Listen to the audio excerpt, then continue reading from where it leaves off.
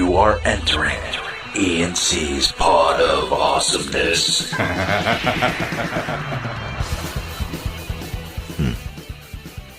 That's how you're starting it, huh, Jay? You're just going to grunt. You're just going to grunt now. Hold on one second. You're reading an email while we're trying to start our podcast. I didn't realize how do you know it wasn't about the podcast? It's about secret guests I have coming up. Really? Secret gets. It's secret gets. Well, today, again, is my get. Yeah, I'll give that one to you. Yeah, our guest today, Mike Bennett, a.k.a. Mike Kanellis. Yeah. Can't wait to talk to him, find out what's how he's feeling about his debut at Money in the Bank pay-per-view. It's been a long time coming for him, so we'll get some insight on his debut and his career. Road. Yeah, I'm looking forward to this. He's a good dude. I think people are going to learn a lot about him. But we can get to that first. Bird, you're sitting there, you're mumbling, you're grumbling, you're groaning, you're checking emails. I just want to say this. I don't think people are going to realize how interesting his story is. I agreed. I totally agree with you on that. So listen up, hosers. Yeah. Speaking of our hosers, Birdman, I just had yesterday, Beth and I are involved with Eblin Charities here in Western North Carolina. Every year we do a food drive to get, Did you hear that? To kids. Did you hear that? That was me throwing my pen down because I was going to bring that up to you and ask how it went. Really? Yeah. Really? So now you're angry that I'm about to talk about feeding kids, and because you didn't get to unveil it, you're throwing your pen and interrupting me. All right. Doesn't sound good since you put it like that. So just continue. I have a way of painting you out to be a huge asshole. I know. I'm not as bad as people think I am. It's really my fault if they think you are, honestly, because I just constantly throw you under the bus. But Bird, I do love you. I know you do. I'm hard not to love. Well, there you go. It's hard to love me. You just ruined it. So anyway, we had this food drive. We do it every year, and quickly, I'll just bring you up to date on for all the listeners that don't understand. A lot of times, kids when they go home for summer, they don't get to eat because the way they eat is at school. Sadly, that ends up being the case a lot of times in lower income families and things like that. So what we do, it's called Headlock on Hunger. We're probably going to change the name to Heroes Against Hunger eventually so that we can try and take it national. And so anyway, the idea is, along with Arby's and Ingles here in Western North Carolina, we just ask people to come and bring non-perishable food items. So far we're up to 500,000 meals for kids, whether it's during the holidays or whether it's during the summer, that they have something to eat. You know, whether it's Pop-Tarts, whether it's Pop-Top ravioli, whatever it is, that they can make it while they're at home by themselves, while their parents are working, whatever it is. So we had our annual food drive yesterday. Good old JR came into town. He always does because he's on the board along with Beth and myself. And we basically, we sit there and tell people to just bring some food and, we'll have a chat, we'll sign stuff, we'll kiss your babies, all that good stuff. So yesterday we did it. I think at last count we're at like 8,000 pounds of food for this year. And that'll just keep going up throughout the week as this week kind of goes. But my point to all of this is that I had a lot of hosers coming up to me. A lot of 5-second hosers proudly proclaiming they are hosers. Hosers in North Carolina. I like the and sound of that. enjoying the pod. That's great. Yeah, it's good to hear. It's good to get some feedback and people that you necessarily wouldn't expect, and they're oh man, I'm a hoser. It's That's like, cool. Whoa, I've never heard hoser with a southern accent, so it's kind of awesome. Yeah, it's kind of awesome. That's really cool. And JR's going to come on the show one of these weeks, and we're going to go on his show and do a little cross pollination there. Oh my goodness. Yep. And so there's some interesting stories with JR too. Like even if you think about it, like, and I don't want to do any spoiler alerts or anything like that. So Matt, turn your volume down because I know you like to report back to the sheets. You stooge. They but like our whole kind of history with him and signing us and the whole process will be a really interesting thing to hear. Yeah, it'd be a great talk. So that's going to be coming up at some point. But it was great to see JR. It'd been a rough year for him, so it was great to just, joke around and have fun. And so that was nice. It was good to see him. The hosers are alive and well all over the place, apparently. So they're listening, and we appreciate that. Keep giving us feedback. Yeah, good, bad, or indifferent, and you can do it at the. I don't want to hear indifferent. Why not? I want to hear Indifferent good and can be bad. good. I don't want apathy. I want you guys suck, you guys rule, one or the other. Not like, you guys are okay, because there's nothing constructive to take from that. Is that what indifferent means? I think so. Because I'm not sure. I'm gonna Google. Look it up. Look it up. But I read way more than you, and okay, it's not true. Let's have a little. How many books have you read this year? Because I'm keeping track of what I'm at. Yeah. How many books have you read this year, Birdman? Come on. You're right. It is indifferent, having no particular interest or sympathy, unconcerned. Well, giddy up. You know what? Don't send us your indifferent thoughts. So Scratch that. Yeah, scratch that. But Scratch that from the docket. Can you admit right now to everyone that I was right?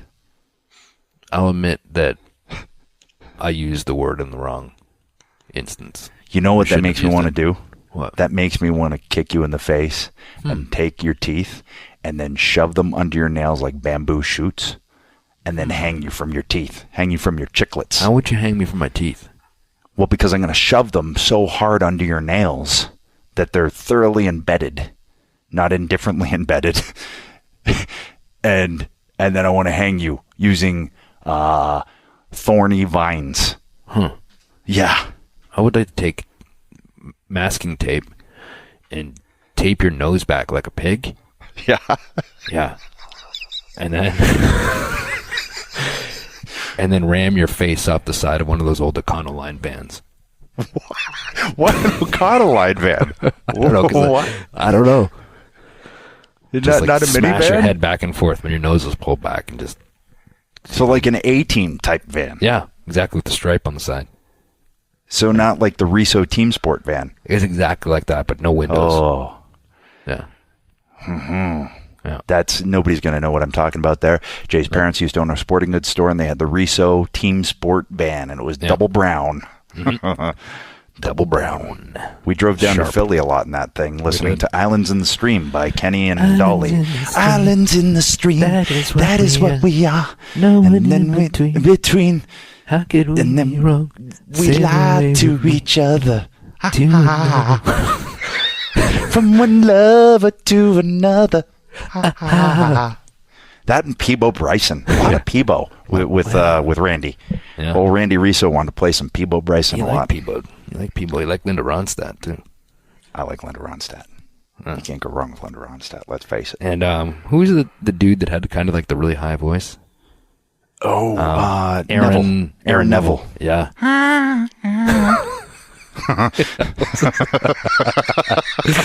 Like a bird. I just had my balls in a vice there. Yeah. Well, was it like a bird he sang? He had that song too. Yeah. It was like Bird on a Wire or something. Yeah. But I know He's a big dude too. Yeah, he was. He's a wrestling fan. And he always wear like the denim vest with the sleeves cut off, like I mean, big arms, yeah, and like the voice had no business coming out of like it just didn't fit the way he looked, but he had this like beautiful voice, yeah.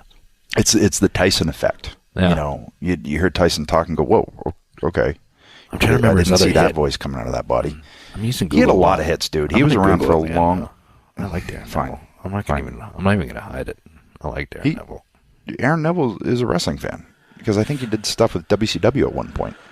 Aaron Neville songs, if I'm not mistaken. Oh, that's it. I don't know much, but I know I love you, and that's the way. No, and that's be all I need to know. Delay, no.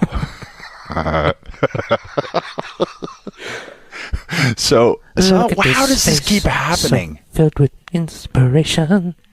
How does this keep happening? We have saying Kansas, Aaron Neville, and Dolly Parton and Kenny Rogers in the last 2 weeks. What is wrong with us? I don't know, man. I don't know. Well, and Chop Suey, which I got to listen to again. System of a Down. I got to listen to that so I can do it proper. Because I had a lot of people, a lot of hosers tweeting this week that they liked our rendition. Really? Did you know Aaron Neville's on Twitter? Get out of town. Oh, really? Felix is home. Did you hear him? Yeah, he left the other day. he finally said, I guess I should go back and see this guy. I know he's crying in his cornflakes, so he's a bit of a shipwreck, but whatever. I'm going to make an appearance. I'm going to hit the bricks again. That's what he said. Yeah. Well, he's going to come back and hang out because he loves me. But no, he doesn't. It's not making applies, but my cat.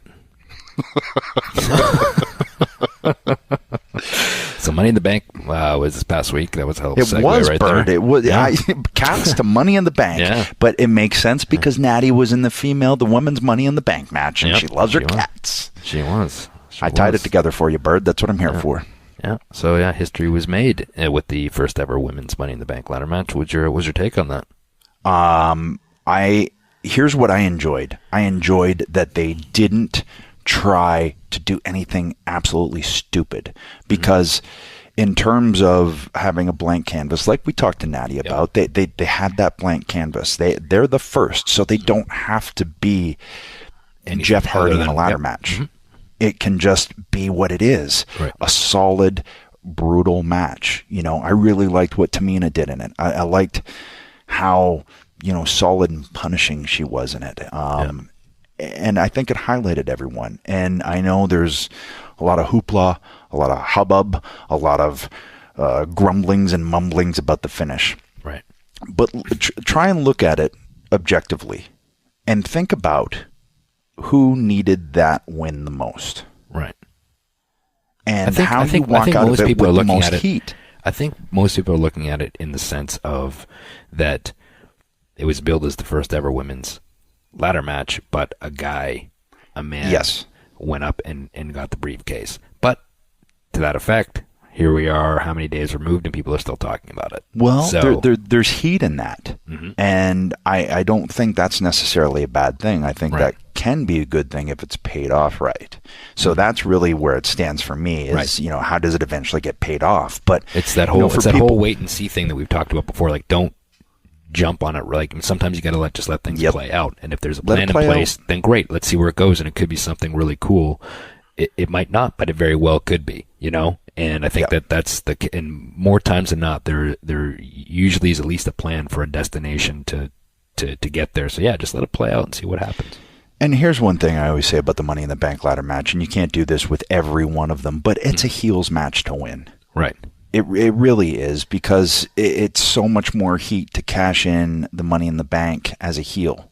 Right. As a babyface, you kind of have to cash it in a straight up match a la RVD or Cena, and that's an okay route to go every once in a while. But the shock of it and the picking apart of the champion like a hyena or a vulture, that's where you get some heat, and that's where a new star can be made. And that's why, I think somebody like Carmella, it's good, because it automatically jumped her character up, and she got a chance to cut a long promo on SmackDown, and she knocked it out of the park. Yeah, she did. Great promo. I didn't know she had that in her. No. Had no idea. Yeah, and it sounded like, didn't sound like she was standing out there reciting lines. Like, it sounded like she was speaking from the heart and believed every word that came out of her mouth. And that's what you want in a promo. You want to evoke emotion. She got booed. And I think she, like you said, she did a great job. My only thing with that, I didn't have a problem with that finish. My only problem, I think, was that it seemed like there's a lot of similar finishes on the card, which might have taken away from that a little bit. You know what I mean? It was just overdone a little bit. And, I get why they had Ellsworth go up if they're going the route of having the rematch and all of those things. But you could say if he was the one that caused the loss, but then she climbed up to get it, then there's still heat there. But they're getting mileage out of this now. Right. So I thought it was cool. I was holding my breath for it. I watched it with Beth because obviously she was heavily invested, being in the first women's ladder match ever, and I think it was a proud moment for her to go, man, every time she sees the current crop of women do their thing, she's very proud, and she's very invested in it, because I know for her it's very cool that finally the women's division is getting just as much of a chance, and as we talked about, seeing things through, the Jinder Mahal, storyline continues, and the guy's got heat. Yeah. I mean, he's like I said, we talked about it before, where you almost have to let put guys in those spots and see if they'll sink or swim. And it seems like he's swimming, and he's getting more confident every time he goes out. And yeah, he's still learning how to work a main event style, but you can't learn the main event style unless you're putting main events. You know what I mean? So you have to be thrown in there, and you have to learn from guys that have been there and are doing it and have done it well. And like I said, if you get put in that spot, and you're in there with guys like Randy Orton, who is one of the best in the world of the last few years, I mean, no doubt about that.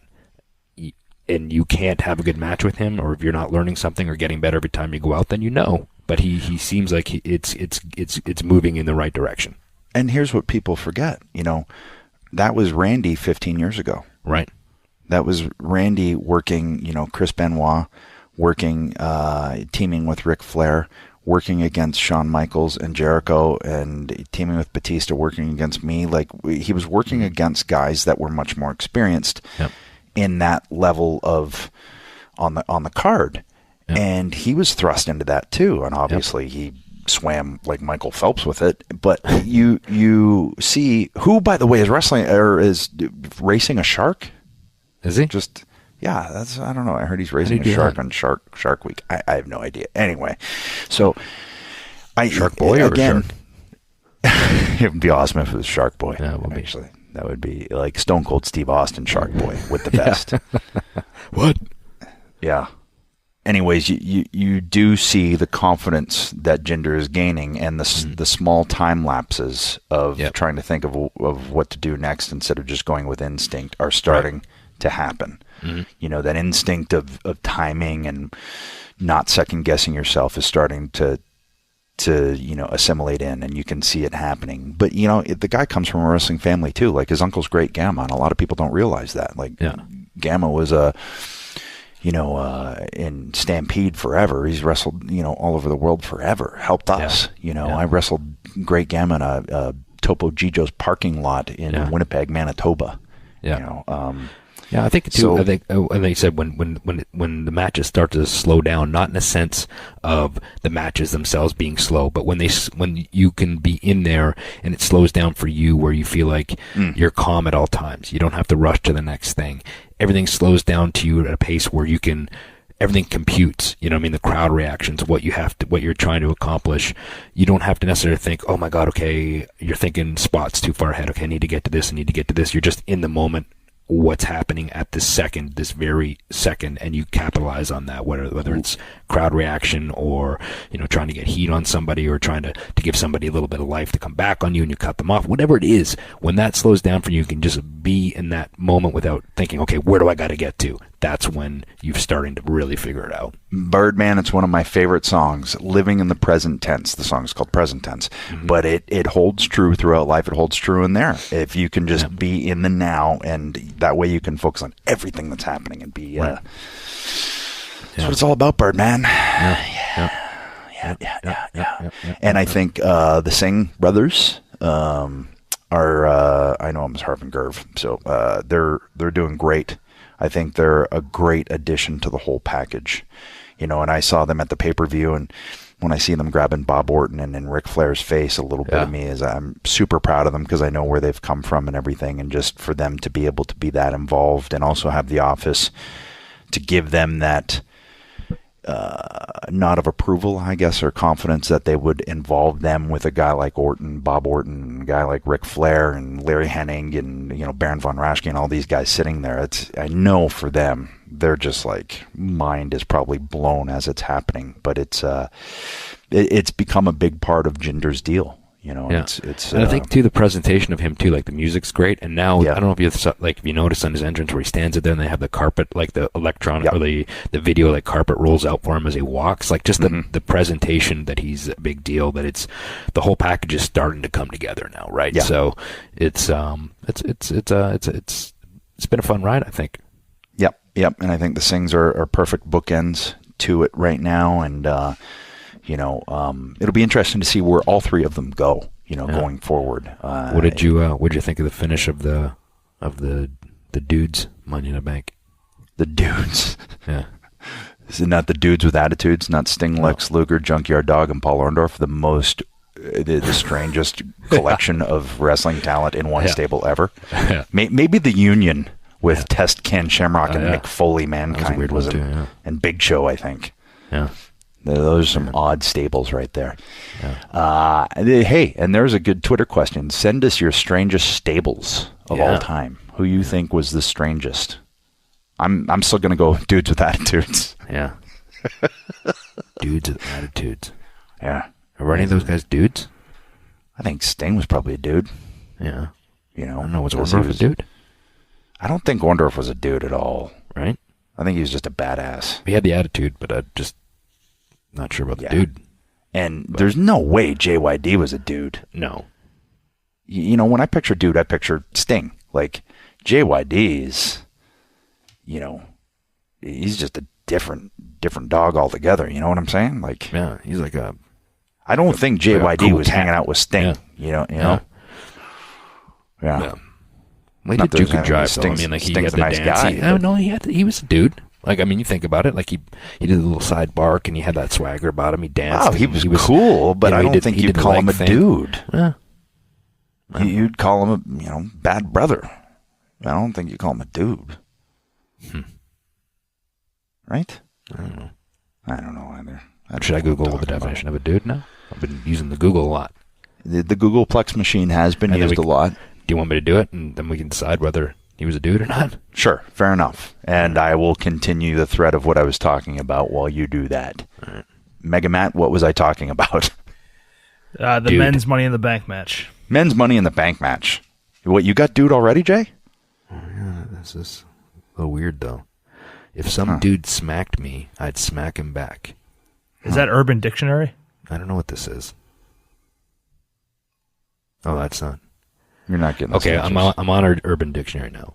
A word that Americans use to address each other, particularly stoners, surfers, and skaters. Dude. See? That's like what I'm saying. JYD is not a dude, and that's why I say Sting was the only dude in that group. Really, See?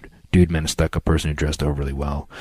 It first emerged in the year 1883 in England. Later, it was used in the Old West to mean a city person who moved to the West without actually knowing what he was doing, synonymous with city slicker. Later in California, the term changed from these insults to a term meaning any male, human, or otherwise. Sometimes it is used in reference to tomgirls. Now it is often used for emphasis as well. Look at that rich fellow. What a dude. Okay, well, I'm not talking about the English aristocracy. I'm not talking about Old West. I'm talking about surfer guy from California. Is a dude. Gotcha. JYD. From what I understood, I was like, Jay, did you just read the entire Wikipedia page for dude? No, that was what it seemed like. That was Urban Dictionary. Okay, yeah. So now the men's Money in the Bank match, the dudes' Money in the Bank match. Yeah. Maybe they'll change it to that. To me, again, it's one of those matches that I feel is better that a heel wins. I think going into it, I would have, either Sammy or Baron Corbin were the two. Right. I think a lot of people thought maybe Nakamura would win, and it seemed like they were even kind of building it that way, where he was knocked out of the match, and then he came back and made the big valiant comeback, which we've seen done before, but it worked. Like he got a great reaction and that sort of thing. Like he'd come back and he'd win it. He doesn't need it. You know what I mean? Exactly. He's going to be fine. AJ doesn't need it. No. For that matter, Sammy doesn't necessarily need it. I think the biggest shot in the arm, is Corbin. And Ziggler's done it before. So you're not going to go that route again. I think the biggest shot in the arm and the person who needed it the most was Corbin. Right. Yep. So I think it's a good decision. Where he can carry it for a while and, use that to garner heat, whether he's going to attempt to cash in or whatever, show up at certain times, and it's only going to help with his character development, and so we'll see where it goes from here. I'll tell you where I see it going. I'm making my my proclamation. I'm making my my pick now is that he becomes world champion this year. Well, that's pretty broad strokes right there. Well, okay. What do you want? Tiny strokes? What do you want here? Well, I mean, you're saying sometime this year. Well, yeah, when he cashes it in is what I'm saying. He only has a year, so it has to be within this year. Why do you think I said within 1 year? Okay. You're splitting hairs on me, but if you want to split the hairs, that's why I'm saying that. All right, you know what I'm going to say? God. You know what I'm going to say? What? I'm going to say he is going to cash it in at Survivor Series. Oh, yeah. Yeah. After Nakamura wins the world title. He's going to cash in on Nakamura? Ooh. Right after. Really? Yeah. I just came up with And that. do you see Nakamura winning the title from Jinder? Ooh. Yeah. Yeah, that's what you see. Yeah. Well, Cena's coming back. That could throw a big old, Didn't even think big about old that. Caucasian wrench into everything. Man, I didn't see that coming. Get it? Oh, Yeah. Well, that's because you can't see me. And I don't know if that's going to happen, but I just I kind of called you on your thing, so I had to get more specific. So that's just what I you came wanted up to get with off the top of my head. You wanted to really fine tune this bad boy. Well, I'm just going to say that I think when he cashes in, he's winning. He's going to be world champion. So Yeah. And I will say, or maybe I'll wait until he's on our show. Yeah.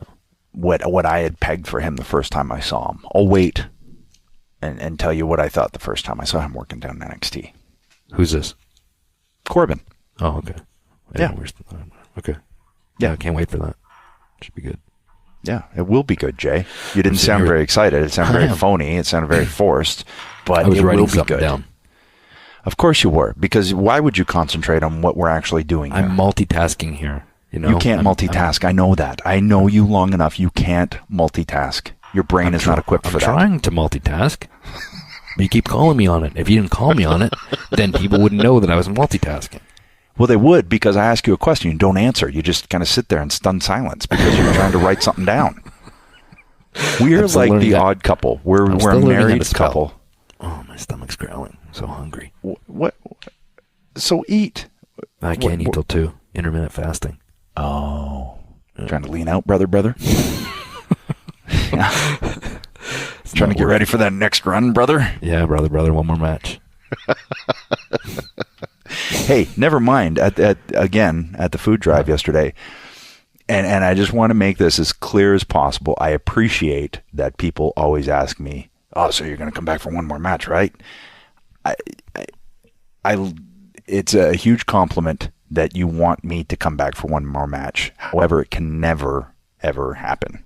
Yeah. The WWE has medically disqualified me from ever wrestling again. So, for those listening, that's the way it is. But I appreciate you wanting one more. And that's the way. No, I was trying to bring in the Aaron Neville again, but the lyrics don't work. I actually sang just Celine Dion right now. After you Celine- do it that way. Yeah. Celine Dion. That's the way it is.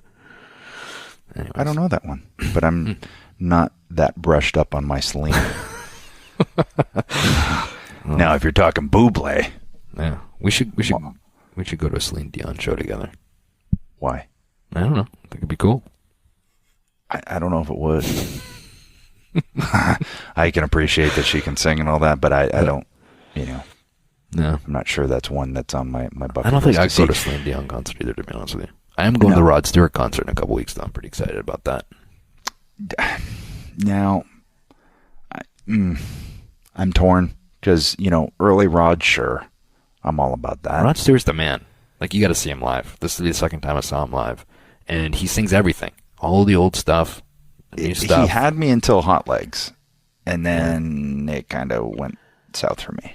Young hearts be free No. tonight. No. You No. don't even know what song that is. I do. What?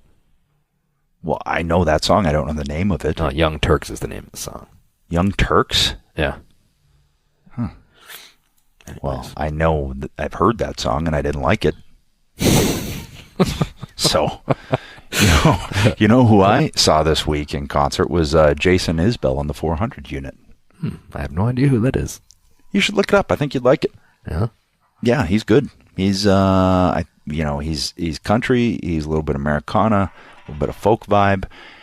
Picture a young John Mellencamp / Springsteen / Tom Petty, that kind of vibe. Good stuff. Good songwriter. Very, very good songwriter. Great stories told. Birdman. Very cool. Very cool. Cacao. What's the gospel? Also have to mention that we got a clip from one of the hosers this week of Tommy wrestling. Oh, man, that's great. Tommy wrestling in Australia, and pre-lockup, someone in the crowd for about 3 seconds just went Tommy, and Totally it was rattled him. Totally rattled him. The greatest thing that has come from this podcast. Yeah, if he was smart, he'd be like all over the merchandising. He'd just have T-shirts that said Tommy all the way down them. Like He could, all of his House of Hardcore stuff, if he just included, like, even on the arm, just Tommy, all the way down, it would sell. Yeah. Yeah. He doesn't even realize the marketing stroke of genius that we've thrown in his ample lap. We've gotten him over, you know, in his large man lap. Yeah. Man lat or man lap? Because he also has Both. man lats. He has the Abbey lats, right? Yeah. Yeah. The Abdullah the Butcher lats, for those that don't fold. Yeah.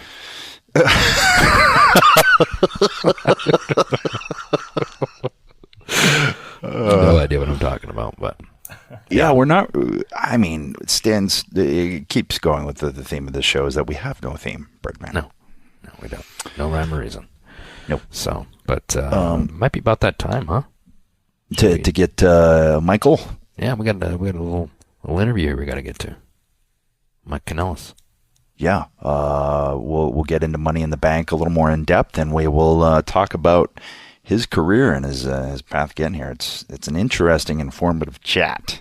And speaking, when we talked a lot about music so far this episode, I mean, he's got some interesting music, so we'll get to that as well. You are correct, Birdman. There's only one thing left to do.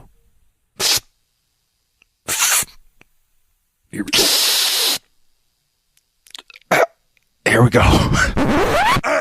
Not so fast, Edge and Christian. You can't just go and introduce Mike Kanellis without playing his beautiful new entrance music. I guess it's all up to good old Stone Cold. Here's to the greatest love I've ever known. I'm burning up in your love. What, burning up in your love. What, burning up in your love. What, burning up inside your love. Man, that made me emotional. Stone Cold's gotta go. I got something in my eye. You're listening to E&C's Pod of Awesomeness. So we saw you at WrestleCon, and we kind of heard the buzz. We kind of knew, because Jay and I, we got our ears to the ground.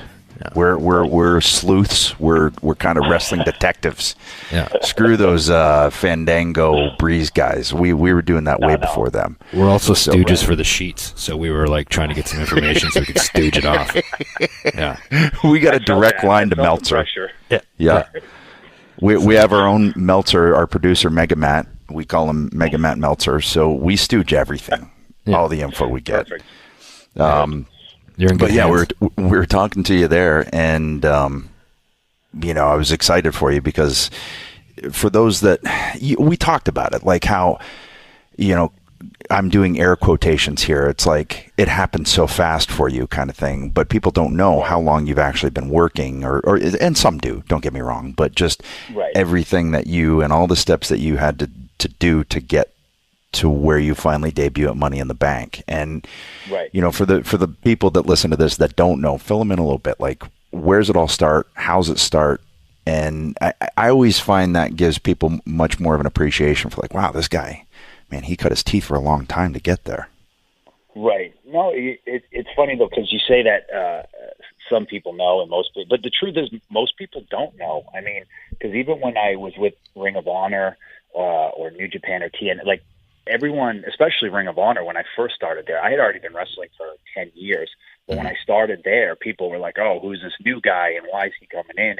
And most people didn't know my story because I had just been traveling up and down the East Coast doing it. So it's not, I like to tell people, it's the overnight sensation that took 15 years because that's how people view it. I was an overnight star in 15 years. Like it's crazy to think, but I actually started when I was still in high school, and God bless my parents. To this day, they are two of the most supportive people I told them at 15 I was going to be a wrestler, and they were like, all right, as long as you go and get some sort of college education.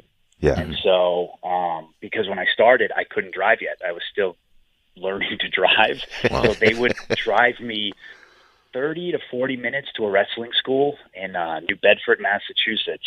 They would drive me there every Tuesday and Thursday. And they would drop me off, and my mom would go and sit in the McDonald's across the street for 2 hours while I wrestled in a little auction hall in like a very bad part of town. Mm-hmm. And I would train, and then she'd pick me up. I'd go home, I'd finish my homework, and go to school the next day. And then eventually, once I got my license, I was driving myself. But they were, without them, I wouldn't have been able to do this, because they have been like the two most supportive people in the entire world. It's funny you say that, because it kind of reminds me of when I was a kid going to hockey practice, or a kid going to a baseball practice or a football practice or whatever it is. It's the same type of thing. You knew what you wanted to do early. And yeah, your mom just dropped you off like she would for a hockey practice. That's what you did. And you knew what you wanted to do early on. I think that's pretty awesome. Yeah, no. And I told them, and they were like, that's fine. Sure. Whatever you want to do. Just make sure you have plans and you're not going to be an idiot. And, and I was like, yeah, no, I can promise you I'll have plans. I can't promise you I won't be an idiot, but yeah, the idiot thing's going to happen, but yeah. I was like, you guys, Mom, you know me too well. Come on.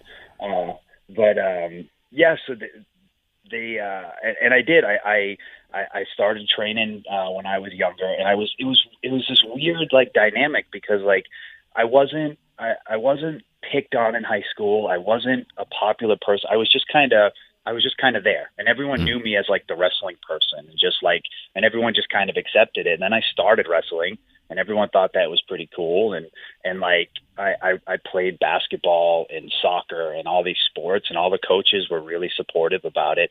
And I eventually just ended up giving up sports in my senior year and just wrestling, and just focusing on that. And I would miss all the senior prom and stuff like that, which I didn't care about, and I still don't regret, because I was wrestling. Not that it's it's not very glamorous. I wasn't wrestling. I was wrestling in BFW halls on a Friday night, at 17 years old.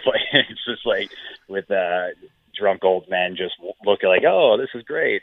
And I thought it was awesome.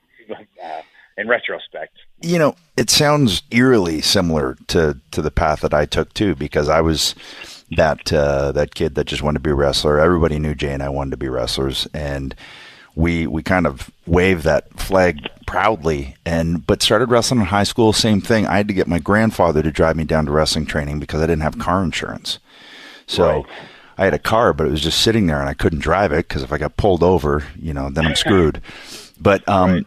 I've always said, my mom supporting me, without that parental support, it just makes it so much more difficult. And I think whether it's wrestling, whether it's you want to be an actor, you pick something in entertainment or sports, if you don't have that support system to just accept, hey, whether you succeed or fail, it's okay. I think that right. takes a huge weight off your shoulders to just have the freedom to go, okay, I can give this a shot, and it's okay however it works out. Yeah, I feel like that's exactly. I think it's it feels like a safety net almost. That if you fall, that something's there to be okay, now what do you need to do? Yeah. And Maria is the same way. I know her parents, when she was younger, were taking her to dance competitions and modeling competitions. And at 15 and 16 years old, her mom would drive her an hour and a half into the city, and she had that same support system from her family. So I think that it's so incredibly important. We Jay and I both have daughters now. I have two, and Jay has one. And I just already start to see their little interests blossom, and just, picturing, your parents or Maria's parents or, Jay's or my parents, and kind of watering those interests, you know what I mean? So they can blossom and letting that happen. I think that's been the thing so far with parenting. It's like watching to see what interest they're going to take, and then, not pushing, not just letting them follow it and not getting in the way, basically. Yeah. And it's strange because with my family, I'm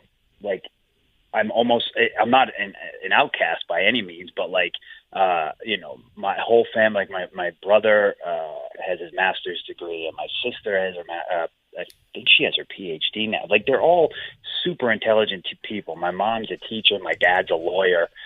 So everybody's smart, but you. Exactly, pretty much. Yeah. That's why they told me not to be an idiot, because they already do. They're like, we see where this path is headed, so please don't go. Oh, by the way, we just got the first fake Christian chuckle. I really like. Well, when you listen to this back, you'll hear it. He goes, "We got one." I like it. It wasn't fake. That's all right. I get that all the time because I'm not really funny, so I'll take whatever I can get. So you're wrestling in a VFW hall. You're training in the bad part of town. Your mom's, bless her heart, she's sitting in a McDonald's, probably trying to read or something to pass the time. Yeah. So then, what do? You just from there you start trying to get booked on indies because when Jay and I started, it was like 92, 93, and the explosion of the internet between that time and when you would have been starting, it seems like that would have changed the whole game on how you get started and how you can get yourself out there. Yeah, and honestly, that's how I found the wrestling school. Is I searched online, because it was 2001 when I started. So, the internet was around and good, but it wasn't like it is now. Sure. I think I still had AOL, or I'm not even sure, but it was, but you could still search, and it was probably like Yahoo, or somehow I found it. I just started. I would wrestle for one particular company, which I was training at, and they were running shows all the time, which was great. But like you find very often, you realize that who's training you isn't probably the best trainers in the world. Like, they're good, but then you realize, okay, there's people out there that can make me really good or know the business better. And that's actually when I met up with Bob Evans, who did stuff with me in Ring of Honor and stuff, and he actually helped me out even more. So I found his school, and I started training with him. So he actually hooked me up with more people to do indies, and I was just doing more indies up and down the East Coast. And then from him, I met a guy named Steve Bradley, who used to be in the development system of WWE, and he was the person who just blew my mind. Like, everyone always asked me like who influenced me the most and everything. He was so pivotal in that. I met him in like 2002, I think, right after he got released, and he ran a school up in New Hampshire and would run shows almost every weekend up in New Hampshire or Maine or Vermont. And I like to think, I always tell people, like, when I was training, Bob Evans took me to like the high school level, and then Steve was the one who like took me to college because he had been everywhere and done everything. I mean, now Bob, I think, is even more advanced, but at the point he was, he took me to that point, and then Steve like blew the doors off for me. Yeah, there's only so much you can learn, like in a class environment too, right? Like in a gym. The real learning is when you're out there in front of a crowd wrestling different people with different styles, guys that are better than you, that have more experience than you. When you work with people that are better than you, you get better. You can't help but get better. So yeah, it's interesting that you say like that you had these steps, because I think those are important steps as far as growing as a wrestler, as a performer, as an entertainer. Yeah. And that's like, and I talk to Bob about it all the time, because I was like, because I still thank him and give him credit for everything he helped me for. But at the time, it was like, Bob, you did everything you could for me at that point. You took me from you made me better than I was. And then I went somewhere else for a guy who had, been to development and done more than anyone in the area. So, and then he took me to another level. And, but I, honestly, that's the most important thing is I try to tell the guys who ever ask me questions, I'm like, training is great and it does wonderful things for you and it helps you get the basics, the ABCs down. I was like, but it never take away from what you learn in just like an 8-minute match in front of a crowd. I was like, because that's when you learn what works, what doesn't, if it's going to fail, if it's going to succeed, how to be a character, how to work. But it's just, there's nothing more you can get. I was like, you can run the ropes a million times, but it's not going to make a difference if you can't, put on an 8-minute match in front of people. Yeah. And it is interesting how you remember those certain steps. Like Jay and I came out of Sully's and Siki and Ron, Sweet Daddy Siki and Ron Hutchison really gave us the foundation to be able to go out and have some kind of preparation. But it wasn't until we started working different people from each other, because if Jay and I worked each other every night for 20 years, we're only going to get so good. But it was when, I know for me, I started wrestling a guy, Lenny St. Clair. He was Dr. Luther in Japan, and him and I had a series of matches throughout Manitoba. And I remember we were doing this match, and he called the spot, and I went to go right away. And he's like, whoa, hold on. Chill out. You got it? And I was like, you mean I don't have to go right away? Oh, got it. Okay.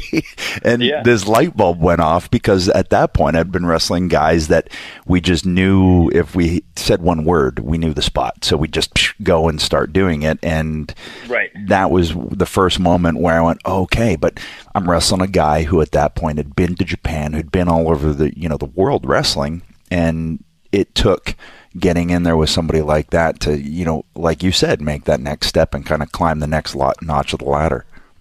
Yeah, and it's funny you say that, because I have a similar story with Steve Bradley. As I was wrestling him, and he pretty much the same thing. He put me in a chin lock, and we were working, and I just remember how incredibly calm he was talking to me, like almost like we were sitting down watching TV, and I was like, wow. And then he was just like, all right. And he's telling me what he wants to do. And then all of a sudden he's like, are you ready? And I'm like, yep. And then I was like, all right, we going? And he's like, nah, let's wait a second. And then I was like, all right. He's like, how about now? I was like, nah. And then right after that, he's like, okay, now. And I was like, oh, all right, good. Let's go. This is how easy it can be. Yeah. Oh, wow. It's like he's just taking a stroll down the street. He doesn't care. I was like, oh, okay. I got to get to that point eventually. Yeah. It's funny. Just yesterday I was thinking about Steve, and him and I had a dark match. I was signed at that point. He was signed too. And it just popped into my head yesterday, that we had a dark match. And I remember, coming back through, and Bruce Pritchard was like, that was a hell of a match. That's it's weird. He was a great man. Yeah, he was.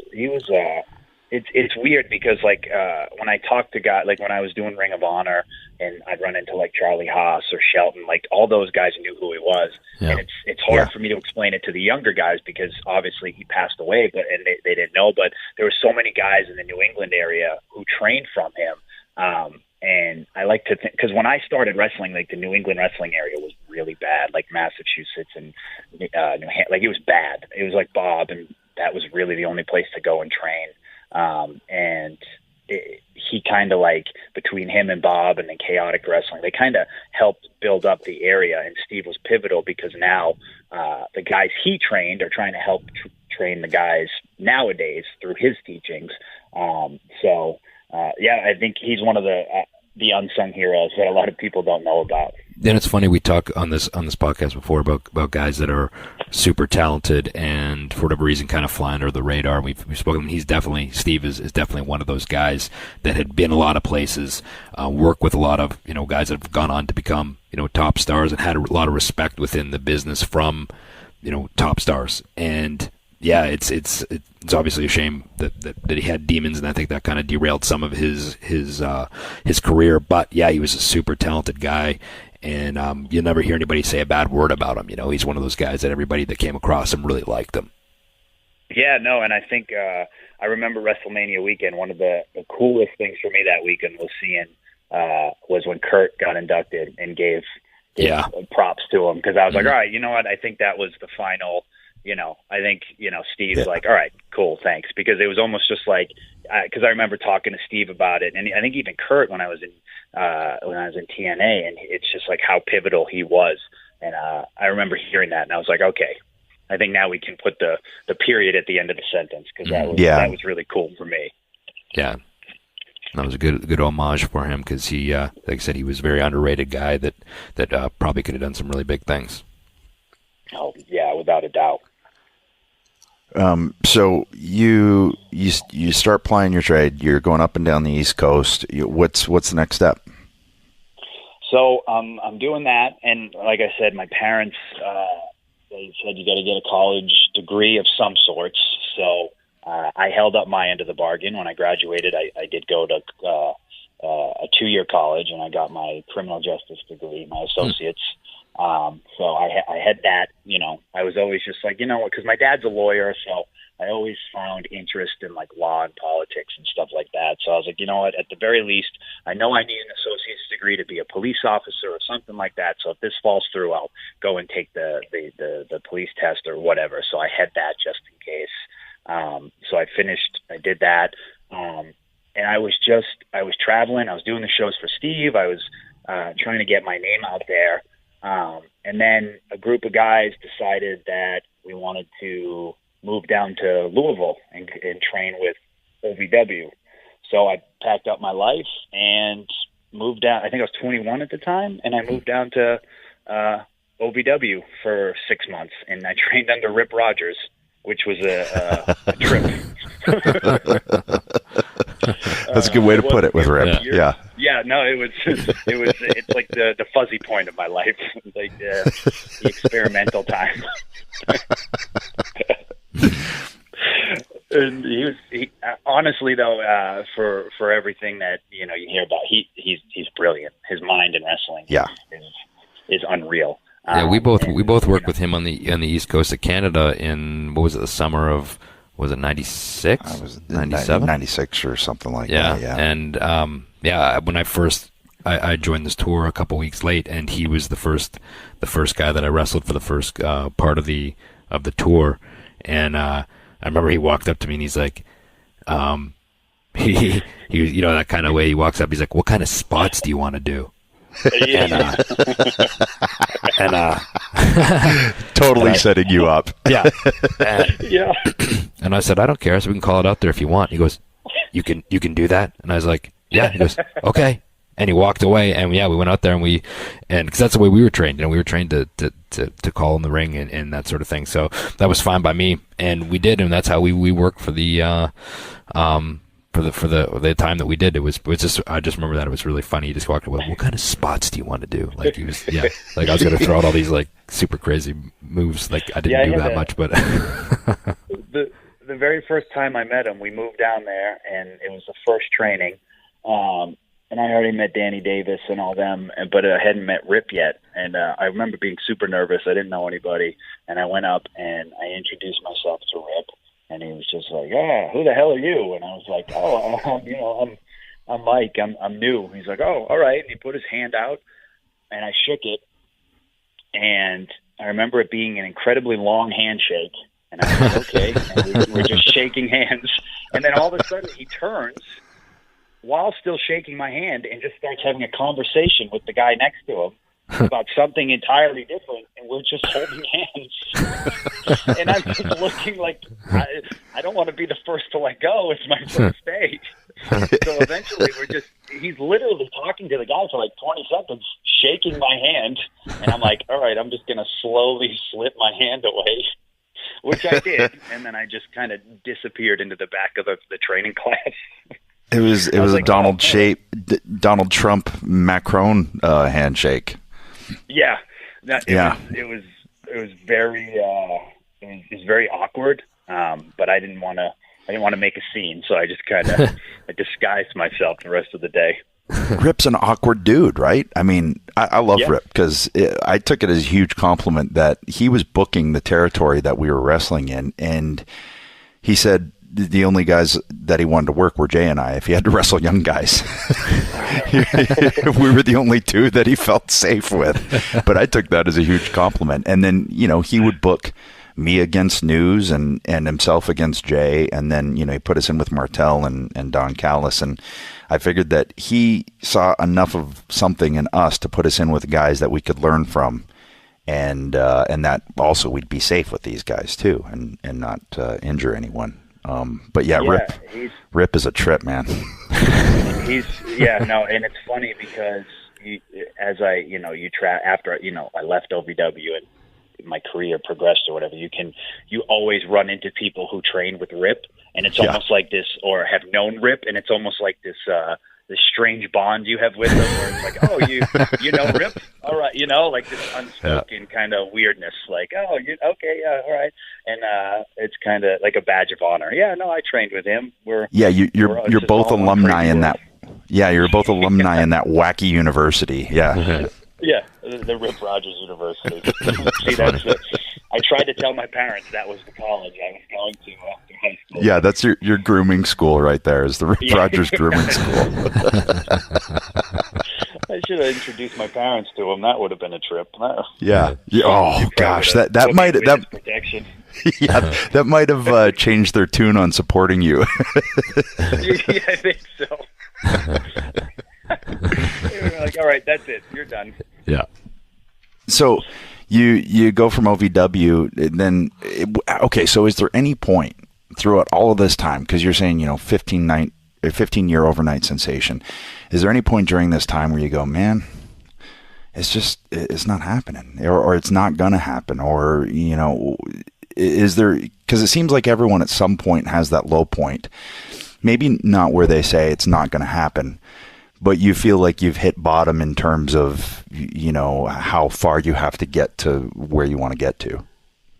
Yeah, no, definitely. I think I was talking to my buddy Matt Taven about this the other day. Like, there was a point that I remember where, like, almost every other week I was like, man, I don't think I want to do this anymore. Like, I just physically, I don't want to do it. Mentally, I don't want to do it. I was watching my friends who I went to high school with, or who I met after high school.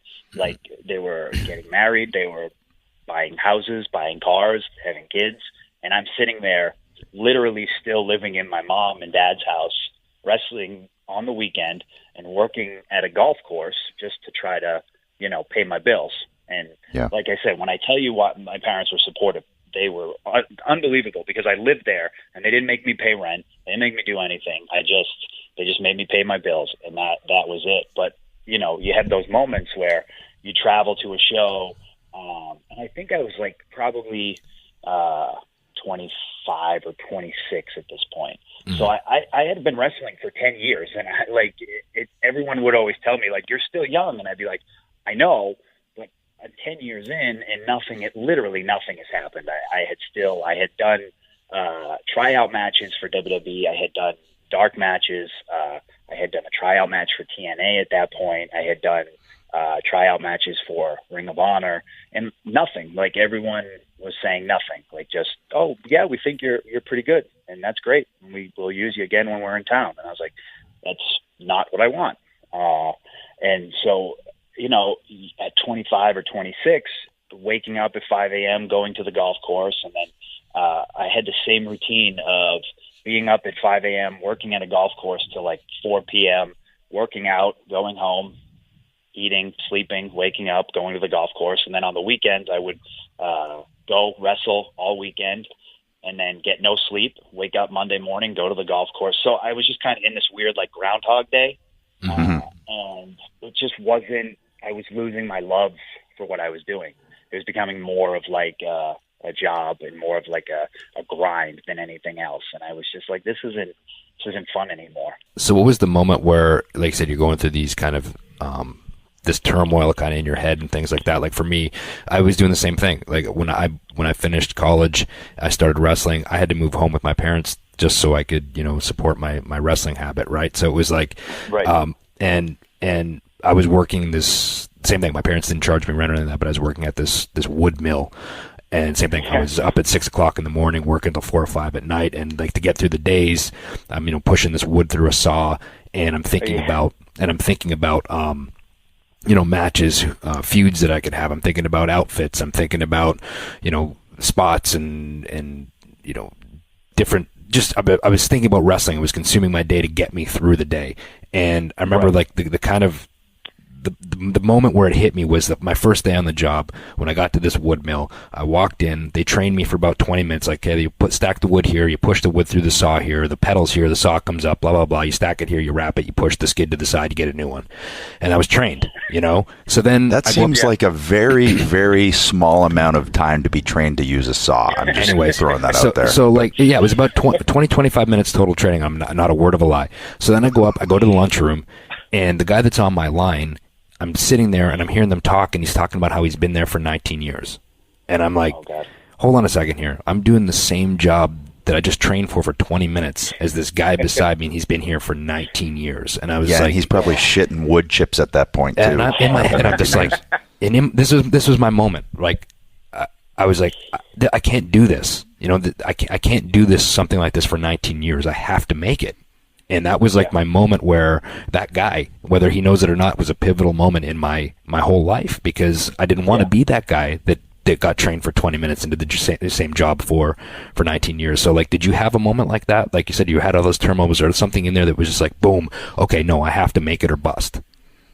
Yeah, no, I really do, because working at this golf course, it was built around cranberry bogs in the Northeast, especially where I'm from, in Carver, small town Carver, Massachusetts. They're known for growing cranberries. And so this family that I worked for at the golf, they built their whole golf course around cranberry bogs. And so the cranberry business pooped the bed, but then it started to come back up when I was working at the golf course. So they decided, while we were golf course employees, we were also going to be harvesting the cranberries. And I don't know if anyone really knows what goes into harvesting cranberries, but it is one of the most miserable jobs in the entire world. I think it was on that show Dirty Jobs, which is on like History Channel or something. Yeah, it's I admire the people who do it, because it's backbreaking labor, and it's awful. So one of the jobs we had to do was replant the cranberry bog. So it was literally like an acre. Like, there were like 3 of them we had to do. It's in the middle of summer. I think it was like 95 to 100 degrees for like a week straight.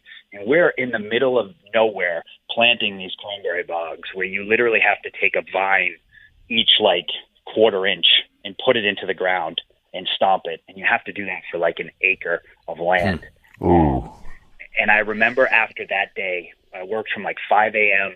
till the sun went down, which in the summer was probably like 8 o'clock. And I just got home, and I'm burnt, I'm tired, and I had to wake up at 5 a.m. the next day and do it again. And I was like, no, I was like, I can't do this. I was like, this isn't what I want with my life. I was like, I need more. I have to have more.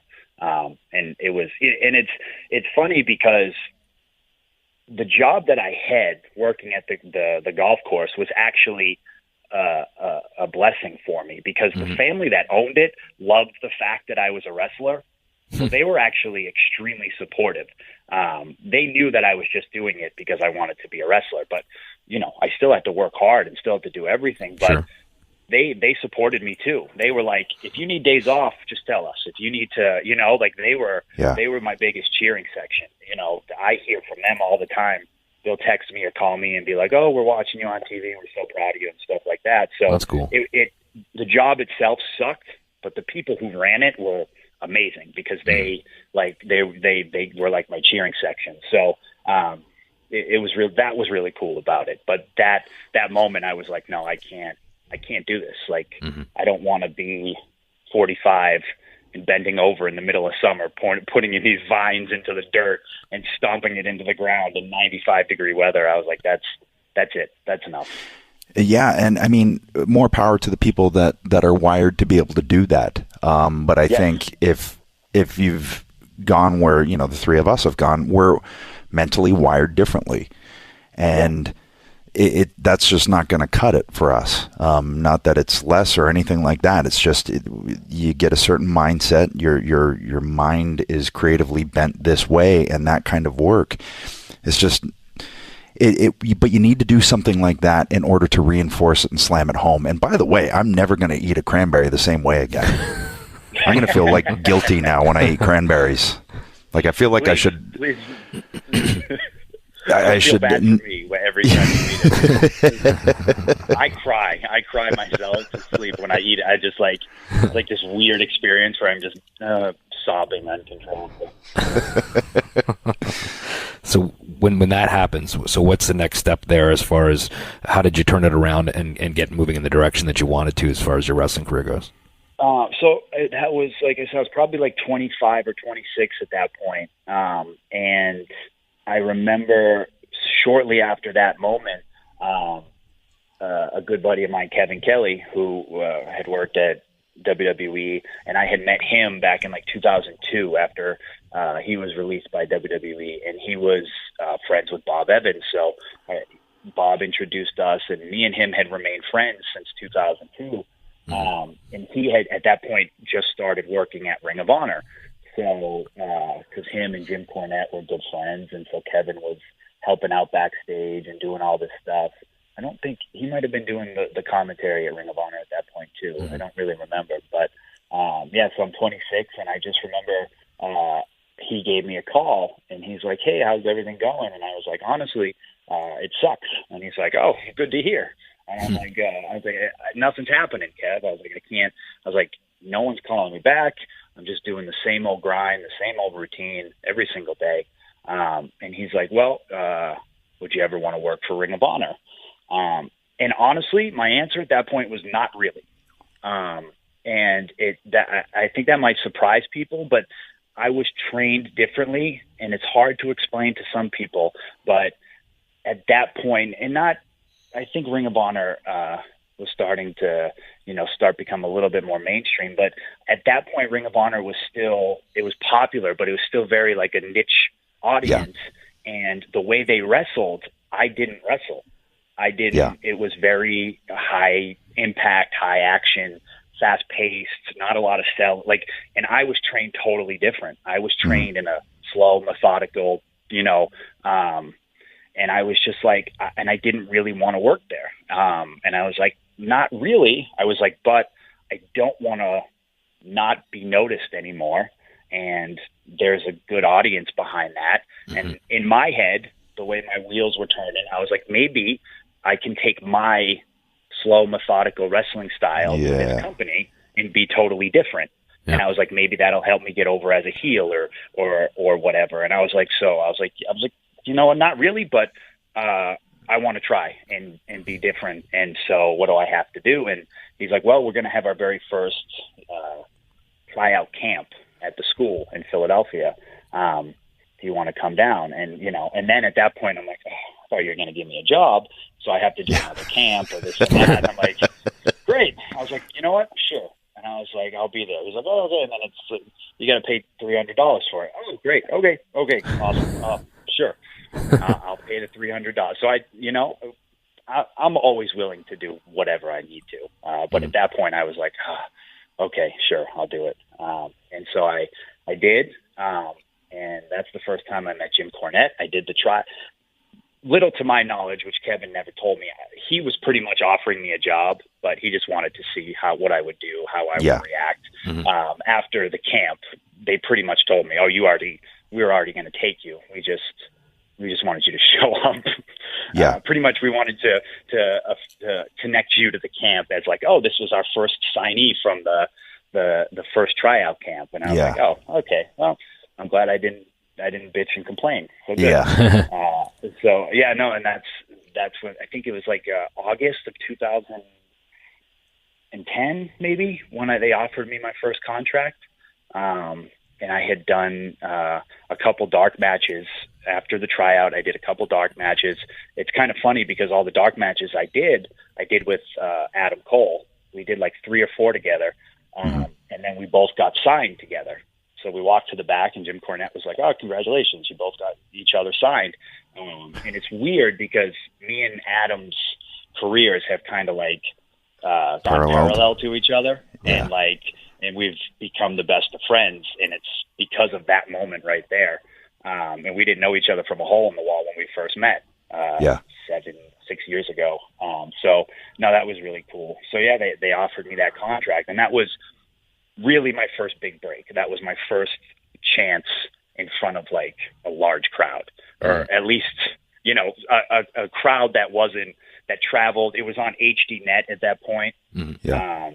So it was I could actually tell my friends who had HDNet, yeah, you can actually watch me on TV. You don't have to come to the local VFW American Legion Hall, and you know, which was really cool. And but that was my first big break, I would say. It's funny too, throughout your career, how you'll find like you have Adam Cole. I think for us, Jay, it was really the Hardys that we had that kind of relationship with, where it's like, okay, we're going to put each other on the map. Yeah, and I think that, I mean, it's even previous to that, even on a smaller scale, would be with Rhino, right? Yeah.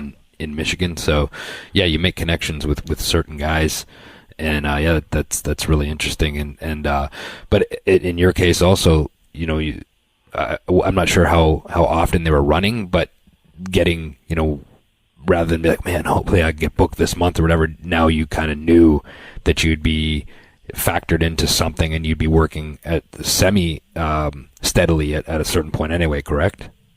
Yeah, no, and they were running, you know, I would say maybe four or five times a month. And I could still do independent shows. So right. it was this idea that, you know, I would make Ring of Honor my first commitment, but then I could go and do other things. And, you know, at that point it's nice because then you can kind of give yourself that extra little, you know, confidence of being a Ring of Honor wrestler and go to indies and you know, that kind of helps your payday out a little bit more and stuff like that. So, but yeah, that was, I mean, obvious. I think honestly, it's funny because I was so excited, and to this day I'm excited. But I was like, oh, this is my first big break, and I was so happy to sign that contract. But I was getting paid.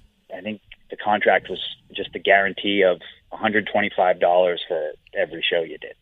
Yeah. So I was just like, it's wasn't something, you know, I told my mom, I'm like, I'm excited. I'm like, look, I signed this contract. She's like, great. How much you making? I'm like, 125 a show. Oh, how many shows you doing? 4 or 5 a month, maybe, if I'm lucky. I did it, Ma.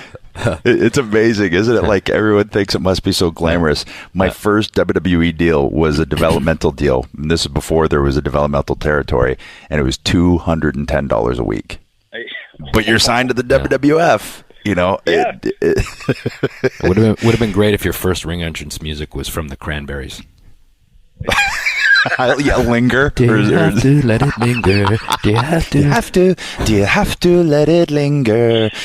If you don't know, at some point during our show, we always break into song for really no reason whatsoever. If you'd like to sing, at least there was reason. You want to join us? No, that's okay. I break into song randomly all the time. You can sing Linger with us right now if you want. Let's do it. I would love to. Do you have to? Do you have to? Do you have to let it linger? Wow, we suck. Okay. I thought we were good. I mean, I guess you could say we're kind of like Queen. There was layers happening there. I guess you could say, I'm such a fool for you. You've got me wrapped around your finger. Do you have to let it linger? My part was fantastic. So I'm happy with my part. Yeah, I don't know how this happened, but our podcast became at some point a musical. Yeah. We do conversations in song. But this kind of brings me up to a point that I heard something about, that there was this guy who would sing my theme music during his matches. Yeah. So I remember it was you during our tag matches, but I remember the first time you kind of landed on my radar was when you were working Lance. Yes. And I thought, okay, well, if Lance is going to work somebody, then they got to have something going on. And he's a tip of the hat, from that guy. It's like, okay, just for him to work you, that to me tells me, okay, he feels safe. Yeah. So how'd the match go, Lance? Well, it wasn't horrible. So if you get that, you did a good job. Yeah, that means it was the best match ever. Yeah. But and then I started hearing I'd get people saying, yeah, Mike Bennett, he'd set up for the Spear and start singing the song, and I was like, well, that's awesome, that somebody would do that. But I've still never actually seen it. It's funny because I'm trying to think I remember I was calling. I was doing a match in Chikara, and it was me and the Young Bucks, and I can't remember who we were wrestling. Perfect place to do it, by the way. Yeah. Yeah, exactly. And the first time I heard it was because Matt Jackson was telling the guy he was going to do a spear, and every time we were going over the match, instead of actually saying spear, he would just be like, all right, and then you'll duck this, and then on this day. And I was like, that's fantastic. That's hilarious. And so I remember I was wrestling a match in Ring of Honor, and, and this is around the point where I started getting really comfortable in who I was and just having fun and just really enjoying it. And I just remember, I was like, I was doing the spear at the time, and I was like, all right. So we were in the match. And then I just remember I did something, and then I pulled myself up in the corner, and it just popped into my head. And I just remember, I'm just like, I'm just going to start singing this. This will be fun. So I just remember I screamed it out. And the reaction I got, not only from the crowd, but from people who saw the show or then went and got the DVD for the show, they were like, that was the funniest thing ever. And then people just started asking me, are you going to do that all the time? And I was like, I wasn't planning on it, but I guess I will now. I think I will now because it's pretty funny. And then throughout the years, people would just come up to me and be like, that's the funniest thing ever. I was like, I just like singing the song. It's a cool song, and I just think it's awesome. So it's funny because it got back to me, and I thought that I thought it was hilarious. I was like, oh, that's awesome, because I would hit the spear out of nowhere at different times. But when I started setting up in the corner, when I first started doing it, I would have HBK's music running in my head. So I would get down going, dum, dum, dum, dum, dum, dum, dum, and that's what was running through my head. So I didn't sing it out though. No, there are times too, when I would do consistent shows in Connecticut, where I would run there month after month or be on the shows time after time. It became a thing where people were expecting it in Ring of Honor too. And once they saw me set up in the corner, they would start singing it with me, which was really kind of cool. I was like, oh, this is really neat. And they would yell out, or sometimes there's a promotion called Northeast Wrestling, and they run a show in Bethany, Connecticut every month. And they have diehard fans. And it got to the point where if I yelled out on this day, they would scream back, I see clearly. So it was really awesome. And Alter Bridge, the band who does it, they still, they have people show up that are just wrestling fans to their show to hear that song. That song resonated with people for whatever reason. I mean, it resonated with me. That's why I chose it. But it's kind of fun to see. People send me a video, and when that song comes on, people sing it back to them, and it's become their most downloaded song. Which is it's crazy the reach that wrestling has. I think, and that's having a good theme song is so important too. And when you find it, it's like, oh, good. Which brings me to your. I know we're jumping way ahead, but let's dog ear that point, because I think we need to come back to how important theme music is. So you're working Lance. How is that? What kind of experience was that for you? That was he's the best, and to this day, I talk to him still, and he was. It was one of those times in my career where I was working with Ring of Honor. I was doing this stuff. I was trying to do the character I was telling you guys about, where I was bringing my slow, methodical, I was like, oh, I can be the sports entertainer at Ring of Honor, and as opposed to the wrestler, and see how that works. And it was fun, and I loved it, and I was having a good time, and people were booing me, but I was just staying kind of steady where I was. Like people didn't like go to the bathroom during my matches, but if they had to, they'd get up if they had to go to the bathroom. So it was like I wasn't like must see. It was just like, well, we know what kind of match he's going to have. And so I was getting to the point where my confidence was a little shot. I was like, oh, I don't know, because we had guys at that time, like when I was at Ring of Honor, like Kevin Steen was there, and Generico, and Roderick Strong, and the Young Bucks were there, and the Briscoe Brett. Like the amount, there were so many talented guys there. And I'm just like, I'm not standing out. I'm not doing anything. I'm like, maybe I'm not as good as I hope I am. And then Cornette calls me. We had the WrestleMania weekend show, which Ring of Honor runs every WrestleMania. And he was like, yeah, he's like, we're going to put you with Lance. He's like, you're the one that Lance wanted to work. And I was like, what? And he's like, yeah. He's like, he's the one you wanted. And I was blown away.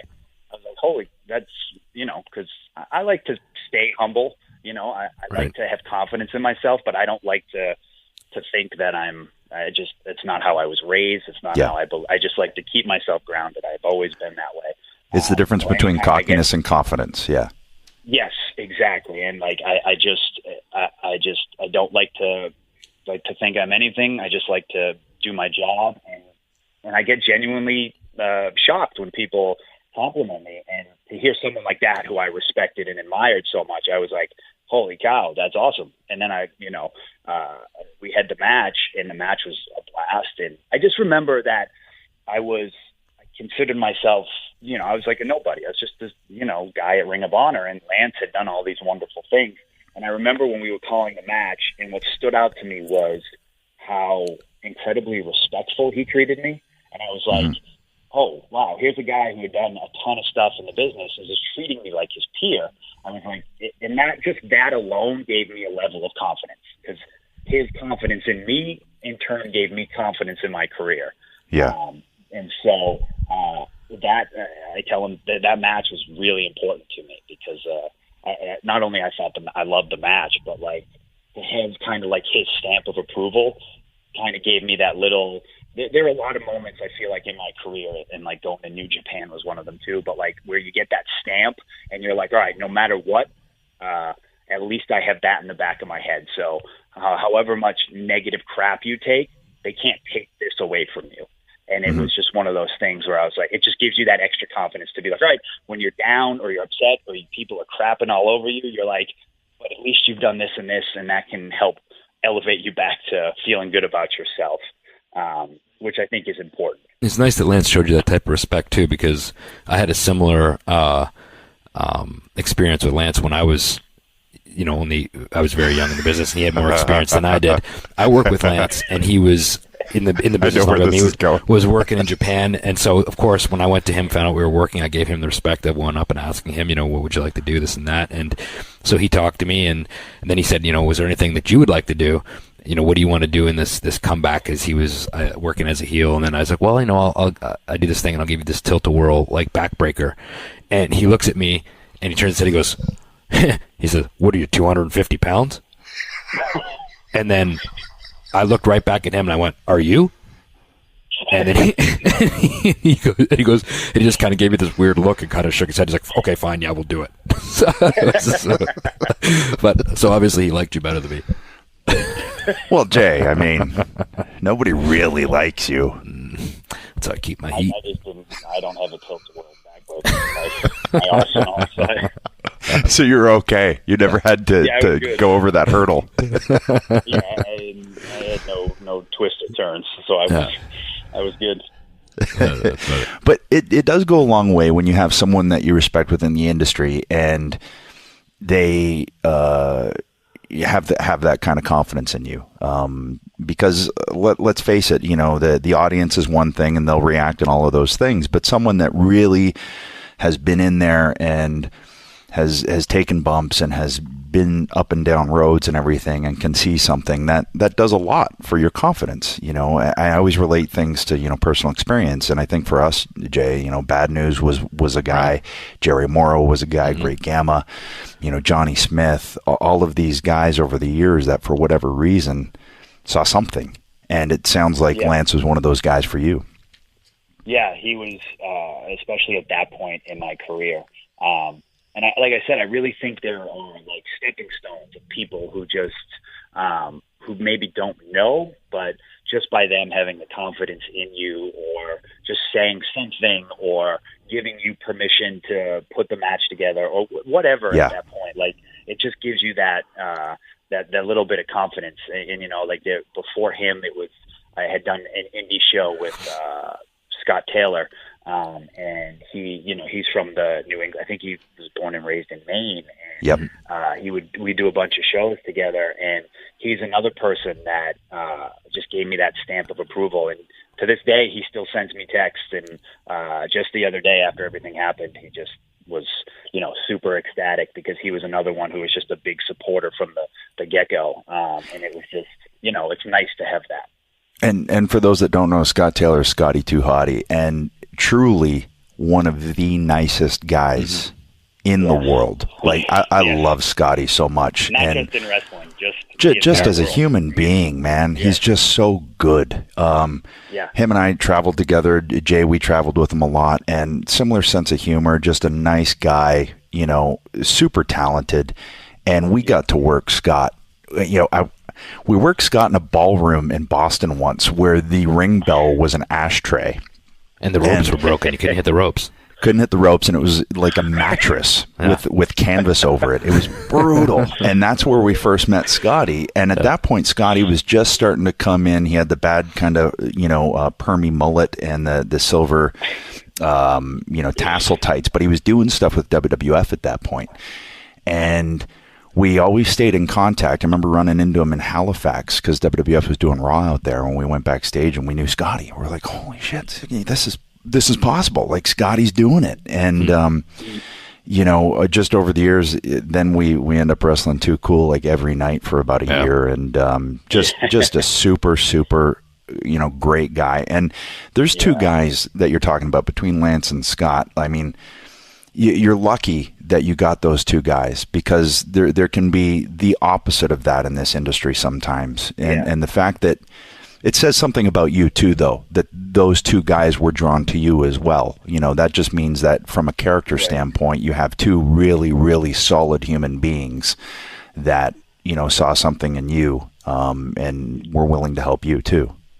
Yeah, no. And they just, I honestly, I can't say enough about them just because I don't know if they understand how important that was for my career because we all have the moments like we talked about where you just want to quit and give up, and I honestly think that satisfaction or that little stamp of approval from those guys is like, okay, you're doing the right thing, because if this person thinks so, then it doesn't matter what the other people think because this person said so. So instead of, I took it more like I don't care so much about proving people wrong as I want to prove these two guys right.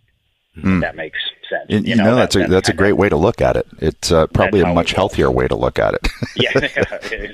It's good for the mind. Yeah. So now, Ring of Honor, TNA, is the end game for you at WWE? Is that, where you, and there's New Japan in there. I mean, you're going all over the place. Is it still, okay, that's the place I want to get to?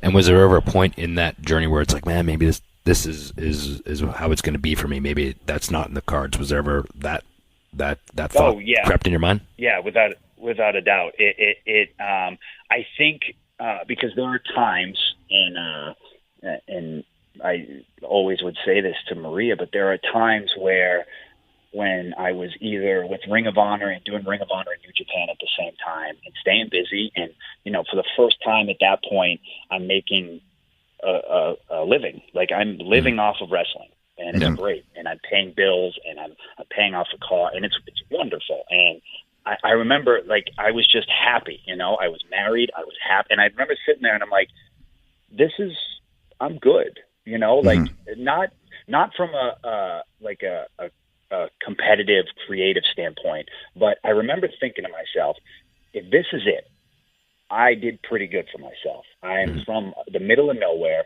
I was 15, 16 when I started wrestling. I was 160 pounds, soaking. I was like, I did pretty good for myself, and I love my life right now. But there was always that itch in the back of my head that was like, but you didn't do everything. You didn't do what you set out to do.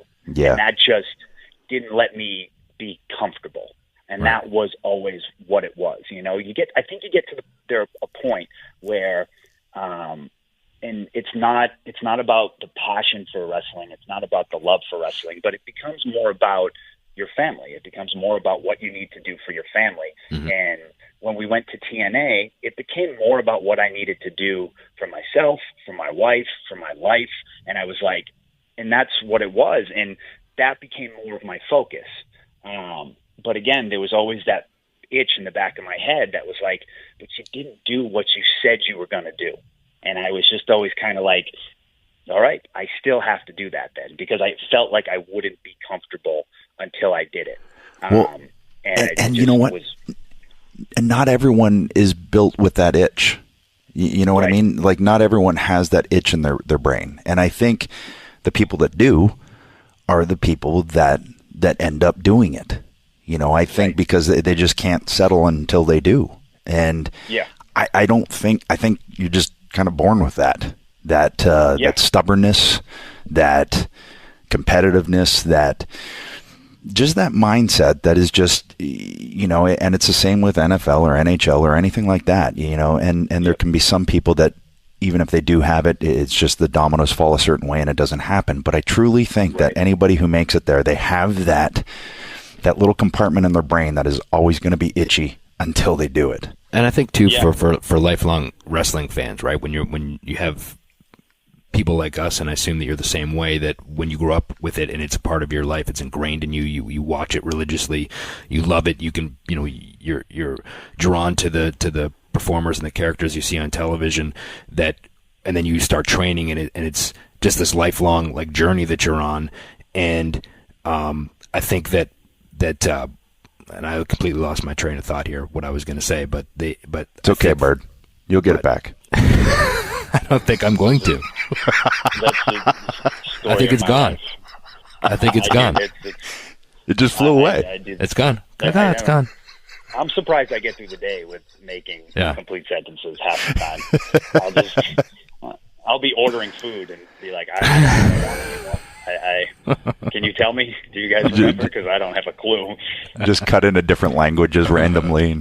Yeah, I think so. I just start calling spots usually to people. I'd like a chicken. Watch the hip toss. What? I guess the cliff notes. The cliff notes is that it notes is when you're a wrestling fan as a kid, like we all were. That's the dream, right? To get to WWE, and it's still kind of so close, but so far away, and it's still. Somehow you have to get there. Like, it's just that dream from being a kid. It just follows you, you know? Yeah. It's a reason why I started. And so to me, it's like you started this journey because of this. And,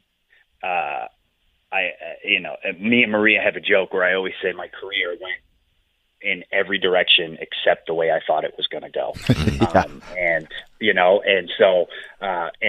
You start in one direction, you start with this goal in mind, and then life happens to you and you go in every other direction you didn't expect. But the one thing that stays consistent is that goal, that dream, you know, just because, it wasn't a straight line doesn't mean that, the destination still isn't there. You just kind of went the scenic route to get there. Yeah. Now, a bit of a sidebar and, a little fork in the road here. But so you're a lifelong fan. Growing up, who were the people, like who were the wrestlers that, we all got them. For me, Hogan was the guy that turned me on to it. And then I was like, but Mr. Perfect, Shawn Michaels, Randy Savage, and Bret Hart I'm watching their matches for some reason. And we all got those. So who was it for you?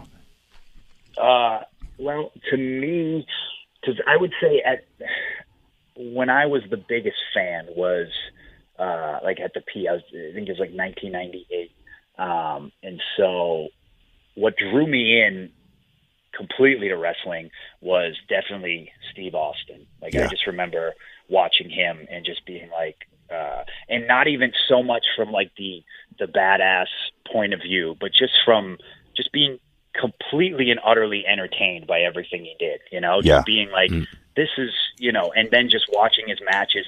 And I've always really enjoyed matches that are more like a fight and he was so much, I mean, when I watch his earlier stuff, it's not the same as his later stuff. And I think, but when I was watching his later stuff in the late 90s and early, I just remember thinking like, he just looks like he's kicking someone's ass. And to me, that's what I love. It looks like a fight. Like he's just out there and these two are going to beat the crap out of each other. And it was just so entertaining to me. And honestly, but the moment that it actually clicked that I said I was going to be a wrestler, it was because of Mick Foley, because I was, the very, very first show I ever went to, was at the Worcester Centrum Center. The first time Mick won the world title. Wow. And and I was in the building when he pinned The Rock, and that reaction, that crowd, like it still gives me goosebumps thinking about it today. Like I've never heard a crowd louder. That was unbelievable. Yeah. And, from the minute Stone Cold came out to the minute he won, I just remember being like, oh, this is what I want to do. That was an insane night. We were backstage for that, and that glass broke, and that place just went bananas. It really, there's certain nights that do stand out, and that's, Mick after all that time and everything like that. That's, man, that's great that you were there for that. That's amazing. That was the moment, because that drive home, I remember telling my dad, I was like, oh, I'm going to be a wrestler. And, he was like, oh, yeah, sure you are. Great. All right. Yeah. Get to school tomorrow. I was like, okay, good. You know what? But I bet a small part of them, being there and hearing it too goes, yeah, you know what? I get it, son. Otherwise, would he be supportive? But you gotta, if you're a human being, you gotta understand that something special happened there, and it's entertainment and all of those things. Don't get me wrong.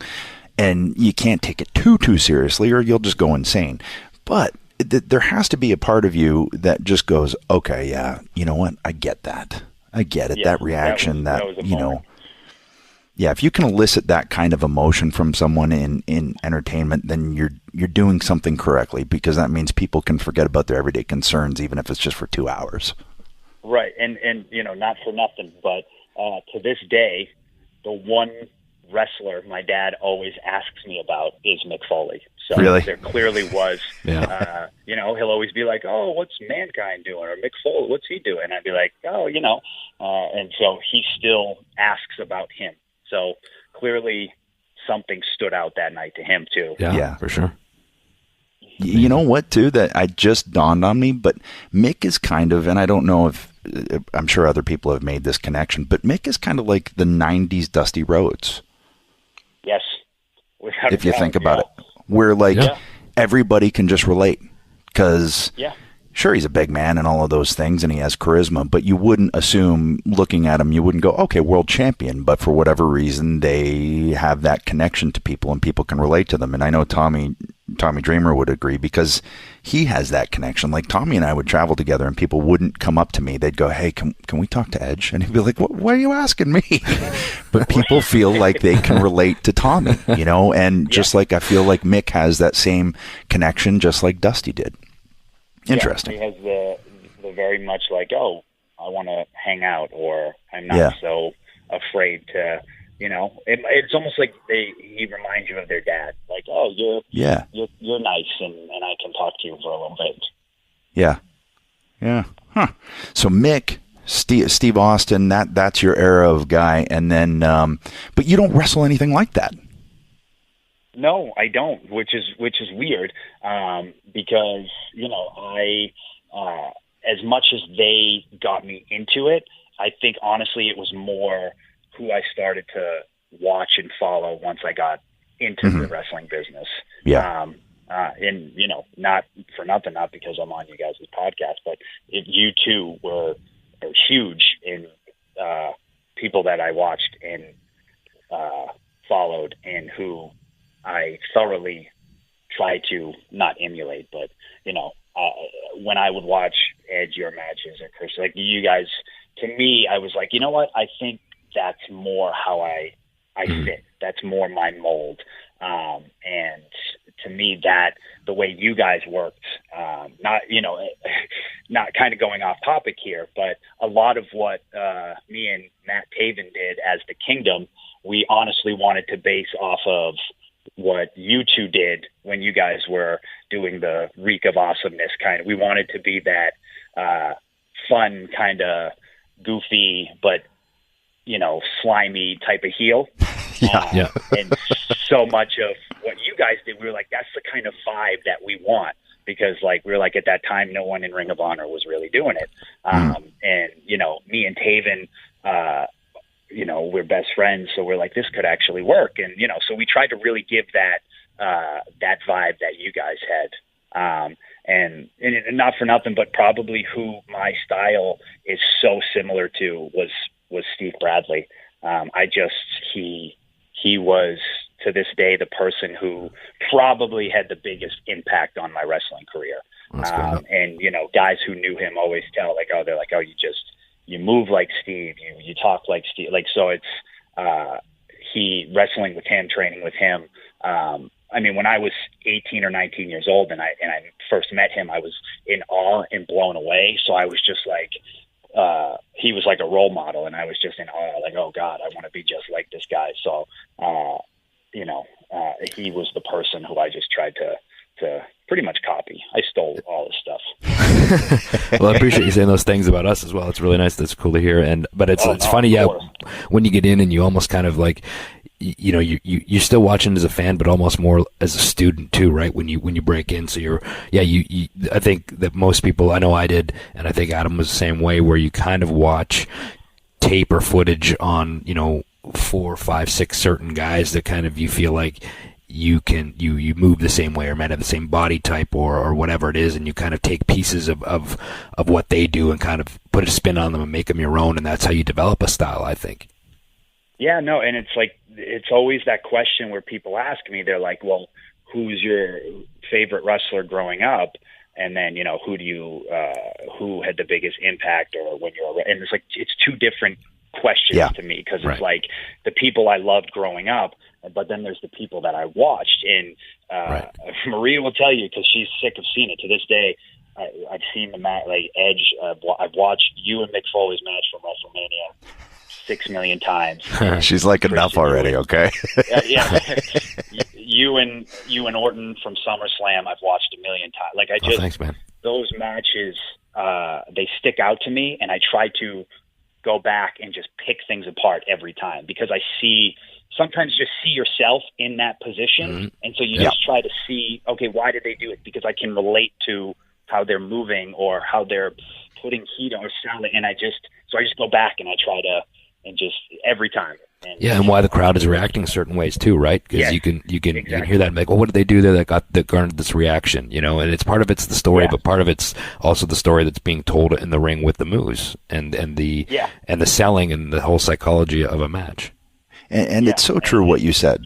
Like for me, Hogan was the reason that I started watching wrestling. But I knew that when I became a wrestler, I wasn't going to be Hulk Hogan. I wasn't going to wrestle like that. That wasn't what I was going to do. I wanted to wrestle like Brett and like Shawn and like Perfect. And I knew that was, from a physique standpoint, from, just that's the route that I wanted to go. Yeah, because when I broke in and I started working like King Kong Bundy, it wasn't working. Yeah, when you went for the 5 counts and the avalanche, it just didn't have the same effect. Yeah. I try to base a lot of my stuff off of King Kong Bundy. If you notice, a lot of what I get is almost very King Kong Bundy-esque. So now you go through TNA, you're still,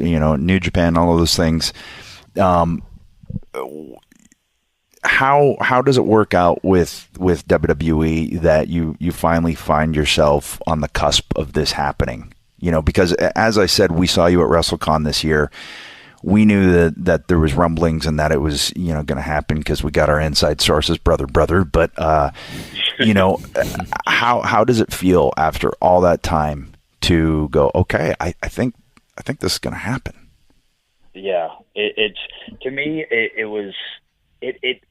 it happens so quickly, and everyone always says it, like, just enjoy it because it's really true, but you don't, because when you're in the moment, it's just happening.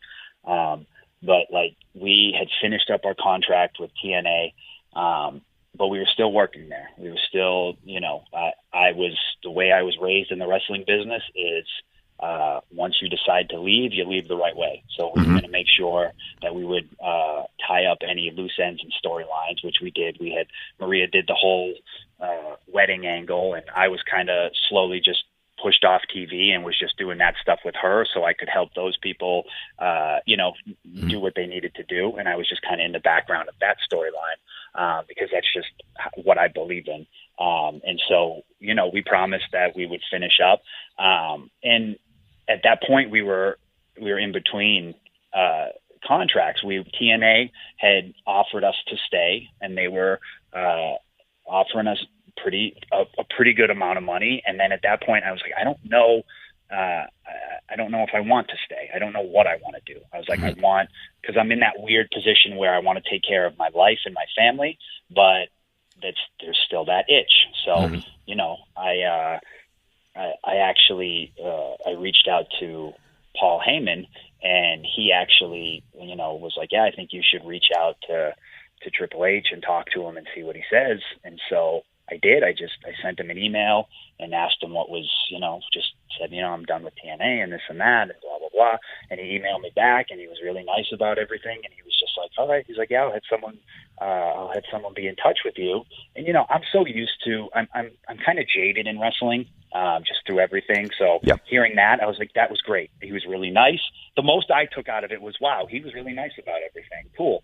And I was like, but if I don't hear from anyone, I'm not going to be surprised. Yeah. And so, but, a week later, or maybe a couple weeks later, I don't know, Regal called me, and they said, he's like, yeah, no, they offered me a contract, and I was blown away. I was just kind of like, holy cow. I think it was like, end of January or so. And I was blown away. I remember looking at Maria, and I was like, yeah, they offered. And she was like, oh, well, what is it? Is it NXT? And I was like, no, they want to bring us right up to the main roster. And I was like, and she's like, holy cow. And I was like, well, we got to take it. And so we had to reach back out to TNA and be like, oh, we're going to go in a different direction, it's this weird dynamic because you want to keep everything a secret and quiet, which is impossible to do in the wrestling business nowadays. So we had talked to TNA, and we were actually really close to re-signing. And, it was like maybe a week before we re-signed where Kevin Owens reached out to us, and he's like, what are you guys doing? I heard you're re-signing with TNA. I don't think you should do that. That's a stupid idea. You should come here. And we were like, well, we're going to re-sign. He's like, I think you should just wait off a week or so. And he's when we saw him the first time at TV, he's like, aren't you glad you listened to me? Because he actually kind of put a brakes on us re-signing with TNA. Re-signing. And so, and we waited, and that's when Regal had called. So we then had to reach out to TNA and just be like, personal reasons, we're not going to re-sign. Because if you say something to them, oh, it's WWE, then it's going to get out there and everything, because what do they care at that point? And you can't blame them. But, but it's, so we were just like, yeah, it's just personal reasons, and we got to do other things, and maybe we'll take a break from wrestling for a little while, or whatever you can think of at that point. And it sucks for me because I had a great time at TNA, like the locker room, the roster, and I didn't really get a chance to say that because everything was so quiet and hush hush about WWE. So it kind of hurt for me because guys like EC3 and Rockstar Spud and the Hardys were so great there, and Eli, all those guys, the locker room was great. And I think that's what bothers me the most about all the crap that goes on, because that locker room is fantastic. And, Well, guess what? You just had the chance on the E&C Pod of Awesomeness to tell them. Now we just got to hope anybody actually listens to this thing, and then word will get to them eventually. But no, I get it. I understand. You wanna do things the right way. They were good to you. You don't want anyone to walk away from with a bad taste in their mouth. But I think. Right. Truly explaining it on this, that's cool that you have now an outlet to be able to tell everybody. So there you go. Yeah, no, it's such a weird industry because like you need to do things the right way, but you also have to keep things quiet, so you can't do things the right. So it's like this weird dynamic of trying to be professional for one company and trying to be professional for another company, and how do you mix the two together? Right. Yeah, but. So, and so we just, he reached out to us, and right around the end of March is when we officially signed our deal with WWE, and we were just ecstatic, and then it was, all right, and then we just waited until they were ready for us. Mm-hmm. So how's that waiting period feel? Like, what are you thinking at that point going, oh, man? It felt like 10 years. Yeah. You're sitting there, and in theory, it's lovely. I've been wrestling for 15, 16 years. In theory, it's great. Oh, I'll have 3 months to sit at home and relax. But after 2 weeks, me and Maria and our dogs are ready to all kill each other. So it's like, I need to, it's in your blood. You're born to just move and go and be on the road and wrestle. So it's just like, those 2 weeks were great, and we got to see family and go on a mini vacation. And now, okay, I can only, watch CNN or The Walking Dead so much on repeat. But also, in your case, you've been waiting so long and wondering if this opportunity was going to come. Now it's here, and you wanna jump in with both feet, right? So but the cool thing is too, you're talking about traveling a lot. The great thing is that you get to travel with your wife, and it sounds like you guys have a great relationship and you enjoy spending time together. So that's cool that you get to do that together as well. We're actually, it's funny because we're better on the road than we are at home together. If we're at home too long together, that's when we argue and fight.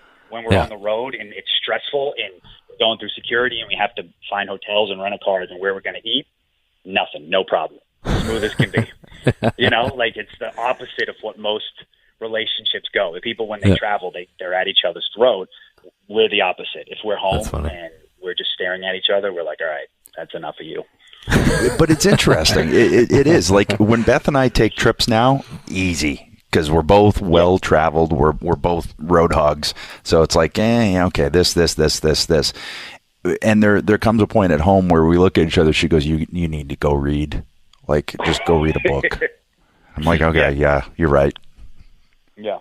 Maria will just leave randomly. I gotta. She'll just. Or I'll be like, all right, I got to go to the gym. She's like, that's the fourth time today. I was like, yeah, but the first 2 times they just walked in and walked out. It got to that point. So it's just we have to be on the road together. But it's really nice because besides my immediate family and my parents and brothers and sisters, I don't have anyone that I miss when I'm on the road because I'm with the person that I would miss. So it's really. Yeah. I think it takes away that hardship of missing your wife and stuff. So I think that helps us, because at the end of the day, after a show, it's like, okay, we go back to the hotel and, I'd really like to see my wife. Oh, okay, she's right here with me. This is great. She's right there.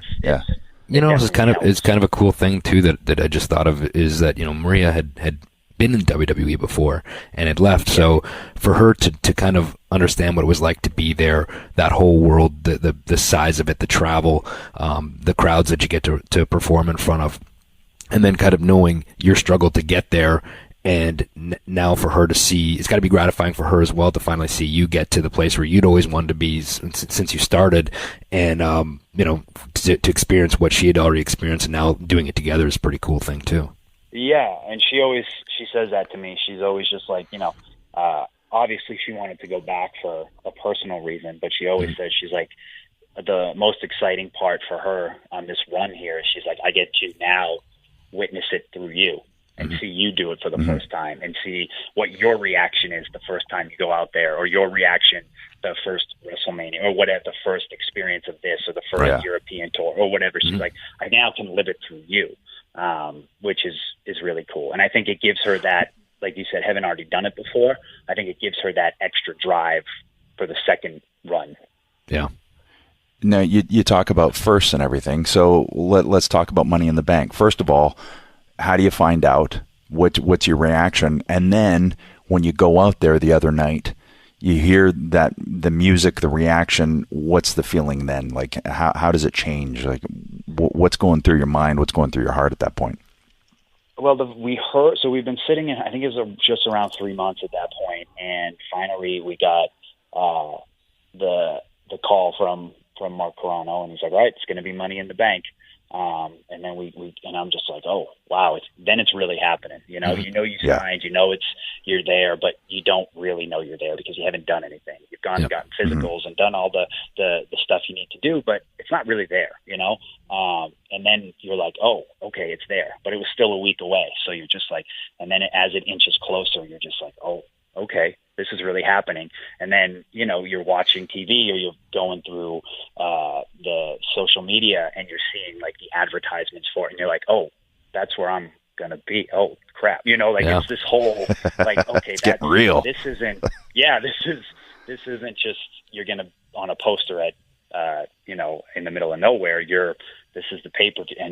So it just, but to me, I feel like, it wasn't ever got to the point of nervousness, but the closer we got, I got more and more excited. And it was just like, oh, okay, I get to do this. Oh, this is awesome. Okay, cool.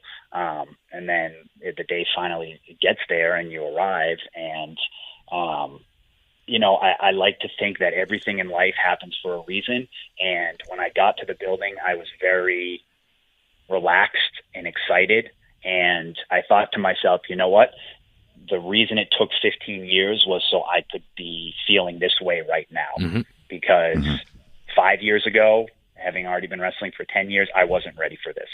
And so I truly believe that it's just like you build up and build up for that moment right there and getting to that building because I had been to, as an extra and, it's nerve-wracking. You're walking on eggshells. You don't want to make anyone angry. You just want to be there but not be seen. And like, this time I was like, all right, I'm here, but I'm confident in who I am because I have this guy who said so, this guy who said so. I have 5 years at Ring of Honor. I have 2 years at New Japan. I have a year and a half at TNA. I have the backing of these guys and this, and it's just like, it's that reassurance. And I felt like all that built up for literally that moment of pulling into the arena, stepping out of the car and being like, okay, I belong here. This is where I was meant to be because now I'm comfortable.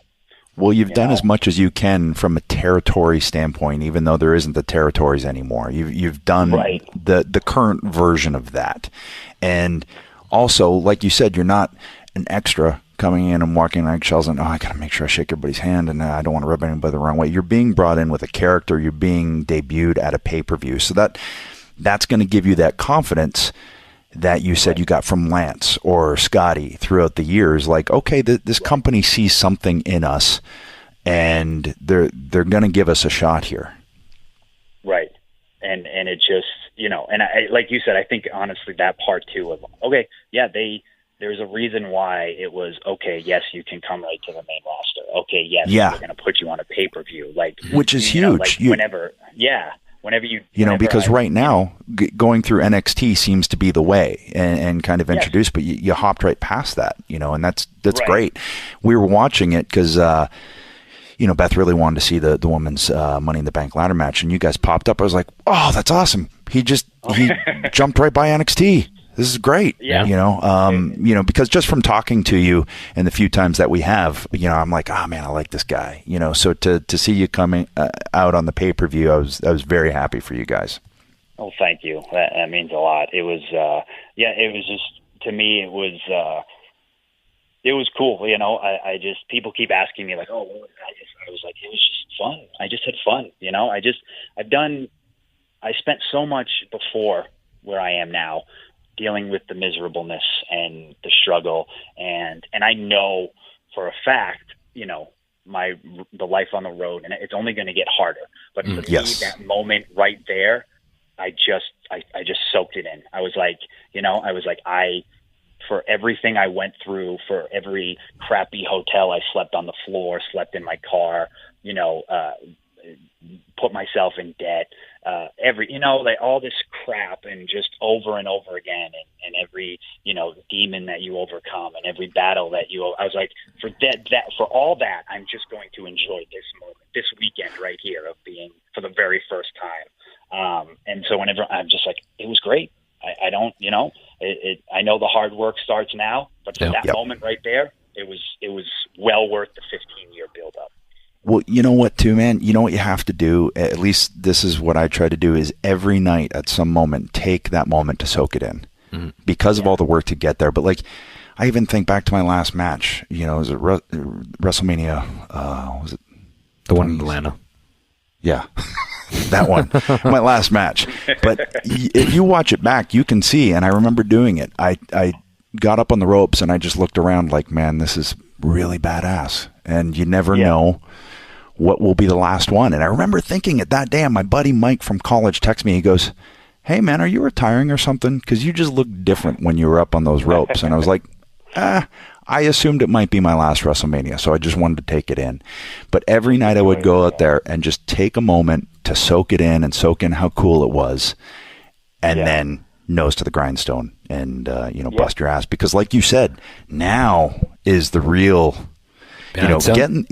getting there, you think, is the hard part. You really do. Right. And you've been around enough to know that that's not the case. It's excelling there. Yeah. Getting there and staying there are two different things, and getting there and rising up the card are two different things as well. And it sounds like you understand that, which is a good thing. Yeah, and that was, I just after the pay-per-view, we were driving back to the hotel, and Maria was like, "All right, well, how do you feel?" And I just remember looking at her, and I said, I feel like I want to do everything in my power to make sure I stay here and never go back to where I was. And I'm going to do that. And I was like, that's how I felt. I was like, I just want to be here now. And that's it. I was like, I'm going to do what I need to do to be here. And I did everything I needed to do to get here. Right. Now I'm going to do everything I need to do to be here and stay here and just finish off here. Yeah, and I had texted you, but I said after watching, it's like the key now is just commit to it. Commit to whatever the character is, whatever it is, and as long as you commit, people will get with it. Like I remember the storyline with Vicky and I were like, oh, wow, okay, because it was thrown on us, like literally 1 minute before we did our first pre-tape where we kissed, that was thrown at us. Vince goes, okay, I want you two to kiss. We're like, whoa, all right. And he obviously did it on purpose, but we looked at each other, and the first thing that went through my mind is Eddie. I was like, I don't know if I can do this. And Vicky was like, we got to do it. And I was like, yeah, we just got to go for it. Right. So we committed to it, and then we had fun with it. And that's what you got to do, Yeah. That's, and, me and Marie were talking about it, and it's because obviously after you debut, you hear a million different things. People love it, people hate it, people are like, I just want to see where it goes, or people don't even want to give it a chance. And in my head, it's exactly what you said. I'm like, you know what? We're just going to do it, and because what's going to happen is if we don't, it's not going to happen. Yeah, if you don't own it, exactly. Yes, and we're just going to go. And, that's the way Maria thinks about everything anyways. So it was just me reassuring myself that that's what it's going to be. And so we're just, just like you said when you texted, we're just going to go, And it's funny because when you texted me that too, Paul Heyman texted me almost identical the same thing. It was like, congratulations. He goes, now own that. Now own it. And he's like, you worked this hard, now own it. And I was like, okay, I think there's a reoccurring theme here. Well, the cool thing too that's a lot of years in the business. Yeah. Well, the cool thing is too, match wise, and we've talked about this on the podcast plenty of times as well, is getting fresh matchups that people haven't seen before. And there really is a lot of guys that you haven't even come across yet in the ring in WWE. So there's going to be some real fresh matches there for you as well. Yeah, and I think that's what I'm excited about the most, because obviously the guys like AJ Styles and Kevin and Sammy, like I've been to Ring of Honor in Japan with them, so I know, and so I'm excited to work with them on a bigger level. Yeah. And then obviously the guys who I've never worked with, you know, like Jinder and Randy and all these guys, you know, who I've never had the privilege to be in the ring with, I'm now going to get the chance to actually to be in the ring with. And that's the part I'm itching at now. It's like, all right, you know, I want to get in there with Randy. I want to see what me and him can do, you know, because I think that would be fun. And like, it's just, sure. You get excited about it, you know? Yeah. Yeah. That's, you know, before I made it to WWF, I know I would think of team matches that Jay and I could have as like Furnace and LaFawn and Owen and Bulldog. Like I'd think of spots that we could do with them and everything. And then I'd think singles, like, okay, what if I ever got in with Owen in the singles? And then sure enough, my second pay-per-view, Jay's debut, I'm wrestling Owen Hart. So I was like, hey, Owen, I got a bunch of ideas that I thought about 5 years ago. And I've been holding on to for just this moment. So that's got to be exciting, man. I'm happy for you. It's long time coming, and we've kept you like a long time. And this is your day off, and you got to fly home from your other home because. But I feel like since you would belt out the first stanza of my theme music in some of your matches, I feel like I should take an attempt at your new music because it's getting a lot of buzz. Please do. Yeah, so it sure is. We're known to sing on this song and or on this podcast. So I'm gonna make a stab. I've only heard it a couple of times, and it's gonna be bad. So I'm just throw it out there.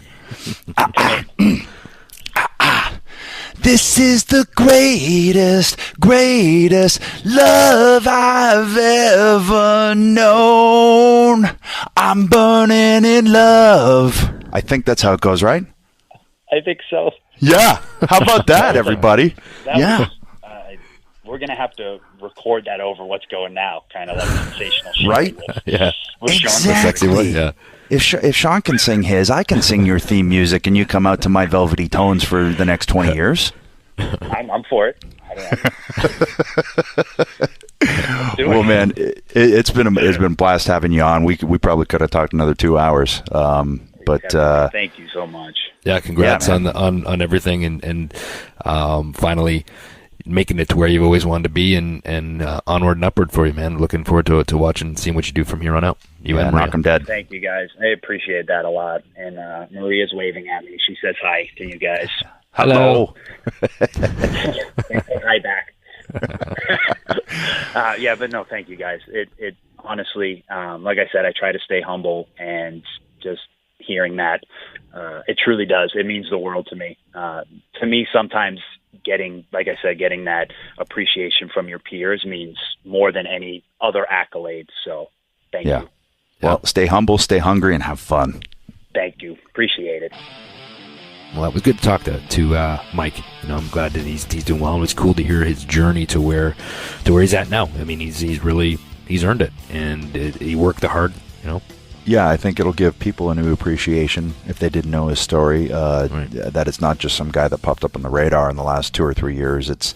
He's been busting his chops for well over a decade, and plying his trade and getting good and getting prepared for this next huge chapter of his career. And I'm looking forward to watching it. I really hope he kicks ass and does well, because you can tell, like he said, he's a humble but hungry guy, and it's always nice to see a guy like that succeed. Yeah, it's good to stay humble, but like you said, almost have a confidence about you and it sounded like he had that, like this is the right time for him to be there.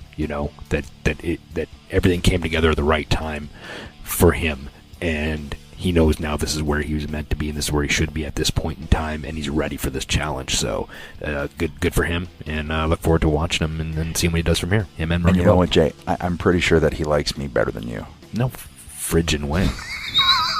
So that automatically gives him bonus points for me. I think I got the gist that he liked me better. Because he said Christian. Is that the gist with anybody, Bird? Yeah, I think so. I mean, people that like me say they like me a lot. When 98.9% of the people asked, surveyed, say they like me better than you. Yeah, 4 to 5 dentists say they like me. Agree. They all agree. So that was a chock full show today. We should probably just shut up now and cut it down, Mike. Shut her down, Mike. And talk to these fine hosers next week. Yeah, we're out. See you.